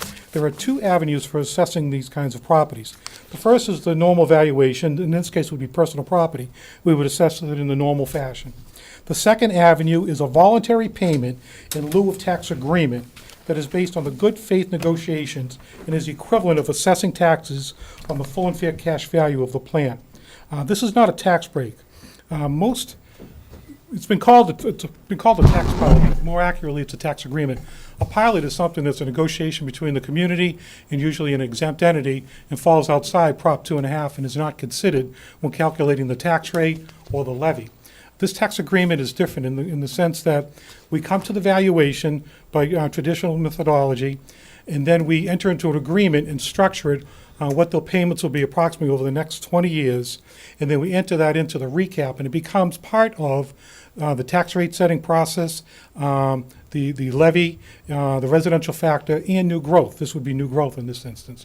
So this isn't a tax break the way a typical pilot is, but even a pilot isn't because it's normally an exempt entity. It wouldn't pay taxes anyway. The advantages for a tax agreement that have been offered are the annual property tax is determined in a predictable and stable manner, typically over a 20-year payment period. With an agreement, it is less likely to be appealed since it's contractually bound. It protects the town in the event that these facilities become exempt in the future. When these were being drafted a little more regularly, it was probably more likely that they were going to become exempt. But I'm hearing that there's really not a strong movement to make these exempt looking forward, so it's somewhat less of an impact. Once again, communities may assess an electric generating facility in the same manner as other taxable property at full and fair cash value. I already described the pilot and the tax agreement distinction. One thing I want to mention, in the packet that was handed out, the contract towards the end it gave, or the last page, it gave the grid. It gave the what the projected amounts would be. That was their information sent to me. Nothing's been negotiated. There's no mutual agreement yet. Nothing's been finalized. I'm still working with the developer to gather more information. They're going to furnish me with all the different equipment they have, and that's essentially it. This is a building on the other side of the tracks? That's right, behind Vinyl Square, owned by, I forget how you pronounce the name, Dalmeyer. Yeah, I know it is. It's an older building, textile building. It's not even in the floodplain, is it? That's not. No, I don't believe so. I think so. Where the solar array would be behind their building, and you wouldn't, I don't think you'll see it based on what I saw. You won't even see it as you go down there, and if you're heading towards Southwell, I don't think you'll see this array. I don't know if some of their other equipment, converters and that kind of thing will be out front, but for the most part, I don't think you'll see it. On the backside, will you see it from the condo association back there? I think you might. Maybe not the condo, but the lighthouse, that's over that way. I think maybe some of that you might be able to see. Because that's got an open field, Yeah. straight run. So it says it's a 12 and a half acre parcel. How big will the array be, do you know? If you've ever seen behind the building, it's basically the whole backyard, if you will, up to their property line, it looks like. So Based on just the perspective that they sent me. So it'd be like 10 acres, or? I'd say probably half that. I'd say it's in the 5 to okay. 6 acre. Okay. I'll get the exact square footage.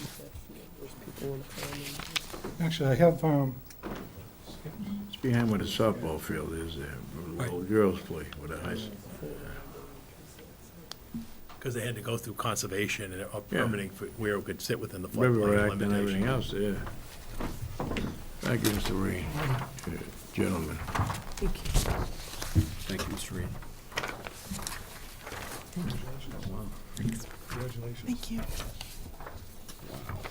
Yeah, I'll put it in the packet, thanks.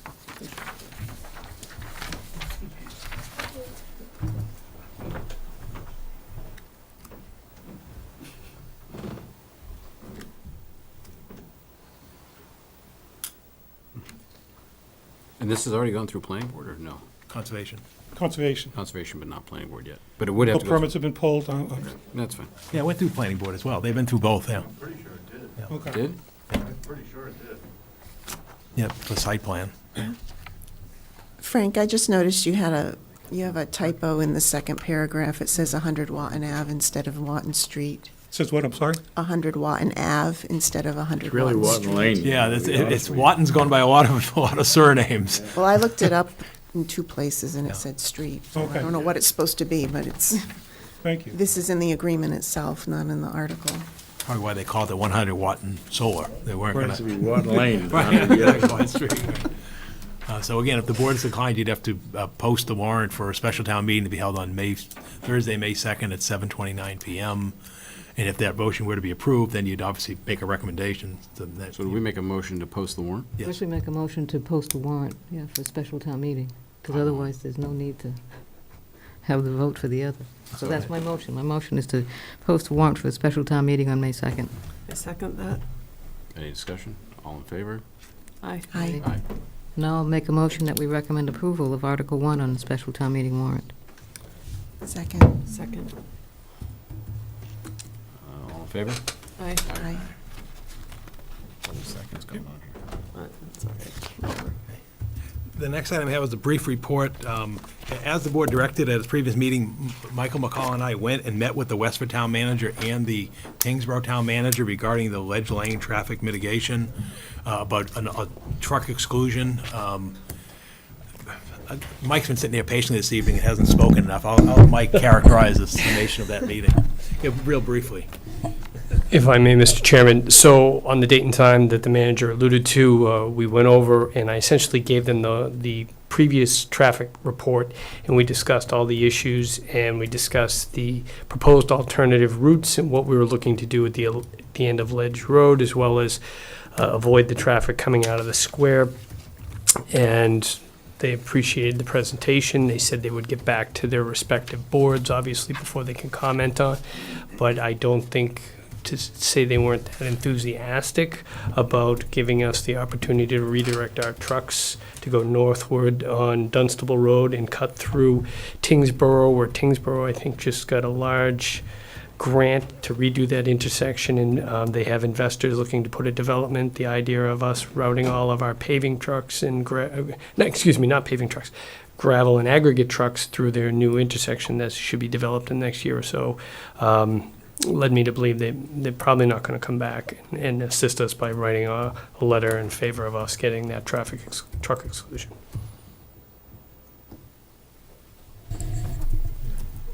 The next item I can update you on is LED exterior signage for the senior center. But we did we now have the Ledge Road camera up and Camera's running operational. so that we can start to monitor some of the trucks. So that just came up this week. So we're just starting Are to. you still doing traffic counts up there? I have an outstanding request with NIMCOG, and they were waiting for the weather to clear up, 1, and 2, for the seasonal trucking to pick up before they were going to come out. So they anticipated later this month, early next month, before they would start doing any counts. But is there any chance for us to do counts, or we always wait for NIMCOG on that? Well, we utilize their services. They have the boxes and things. Through the police department, Lieutenant Spence has been able to do some counting for me. I can talk to him about doing some now. I know we're getting some calls that trucking is picking up along Red I Street. heard there was like 40 trucks there over the Saturday or whatever. Paul, do we own any counting boxes? Yes. Yep, through the police department. That's usually Lieutenant Spence will do some for me. But we haven't put those out there. Because NIMCOG has typically done that for me because they have all the historical data and they can deploy multiple locations at the same time. So usually we're trying to get multiple routes at the same time to see which way the traffic is going. I don't know how many the police department has, but they'll usually do one street for me at a time. We just did Stedman Street, a month-long study out there. That's where those systems been tied up. So. I would recommend that maybe you have a meeting with a couple of the neighbors up there, if you could. Well, I speak to the neighbor, I can do that, but I speak to a handful of them on a regular basis. I almost have a weekly call with at least one resident. Yeah, I mean, I would try to do it personally, you know what I'm saying? With a couple of, Okay. If you want to offline provide me some of the folks, I will reach out to them. So are we done on Stedman? Yes. Can we, for what it's worth, do some counting up there? Would you like me to present on Stedman? Oh, you mean No. with the ledge? Yeah. Yes, we'll put that at the top of the list. I also have some requests for Carlisle Street, but we'll get ledge at the top.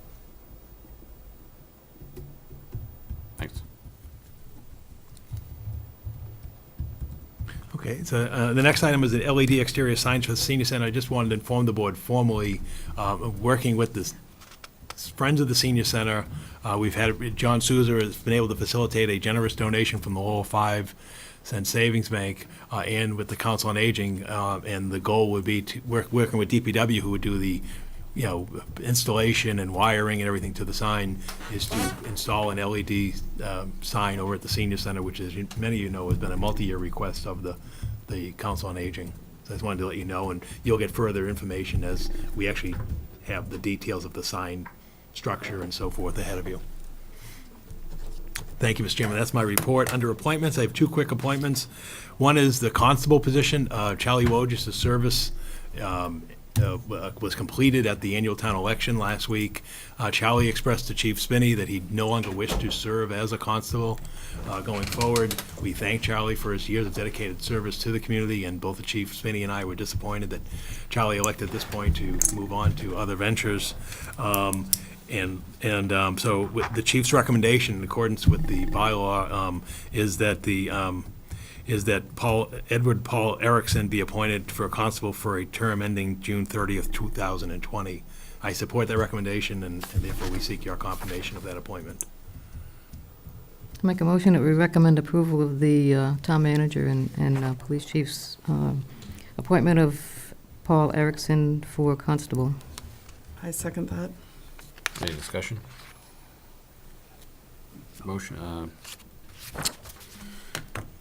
take a vote. All those in favor? All in favor? It's getting late. Aye. All in favor? Aye. Aye. Nice job. We'll put them to work tomorrow. We can post a special town meeting warrant. And then the other appointment is for Energy Conservation Committee. I would seek your confirmation of the appointment of Aaron Cunningham for a 3-year term expiring June 30th, 2021. I notice Aaron here in the audience all night. Thank you for your patience.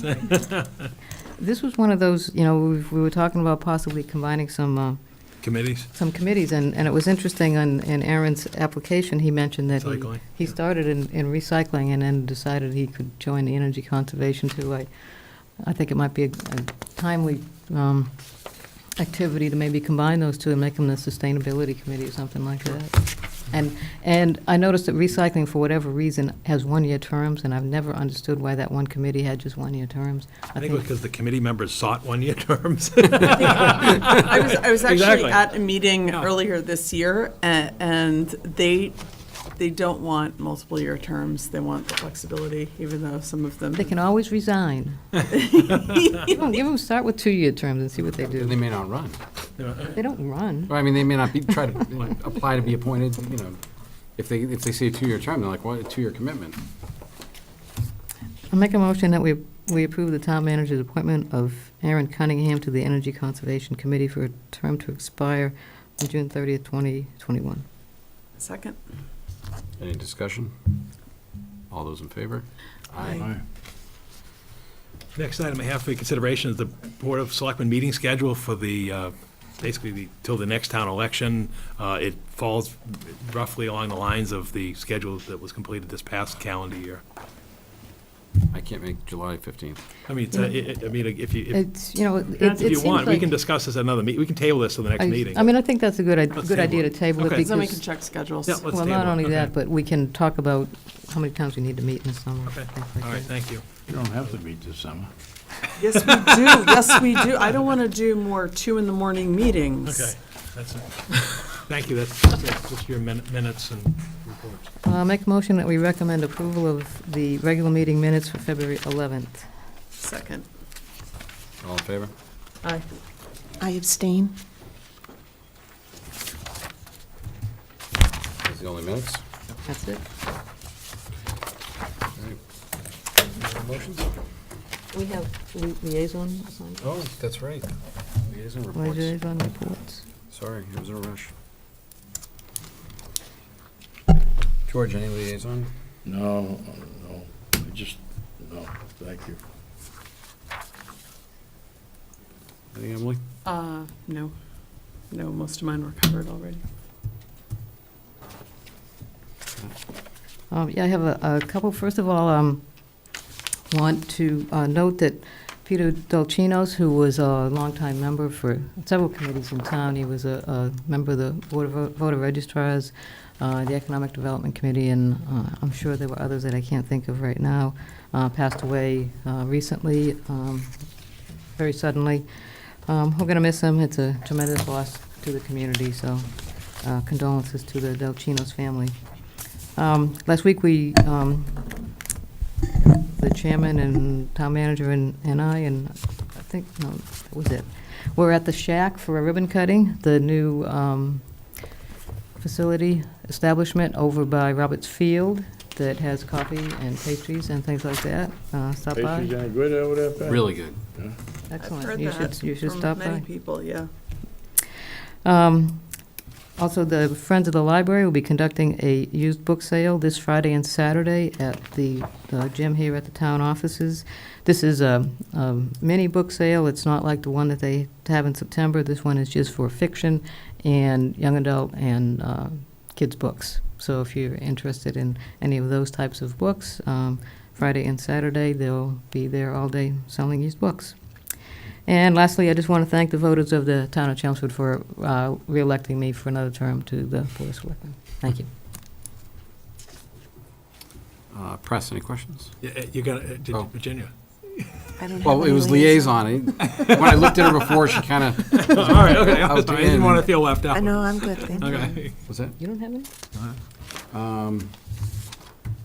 Not liaison reports. I mean, I can tell you that the Minutemen did a log cabin in Bedford, if you want to hear about that, but no liaison reports.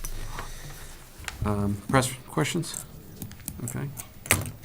Yeah, I make a motion that we adjourn to executive session for the purpose of strategy with respect to collective bargaining with the Police Superior Officers Union, not to return to open session.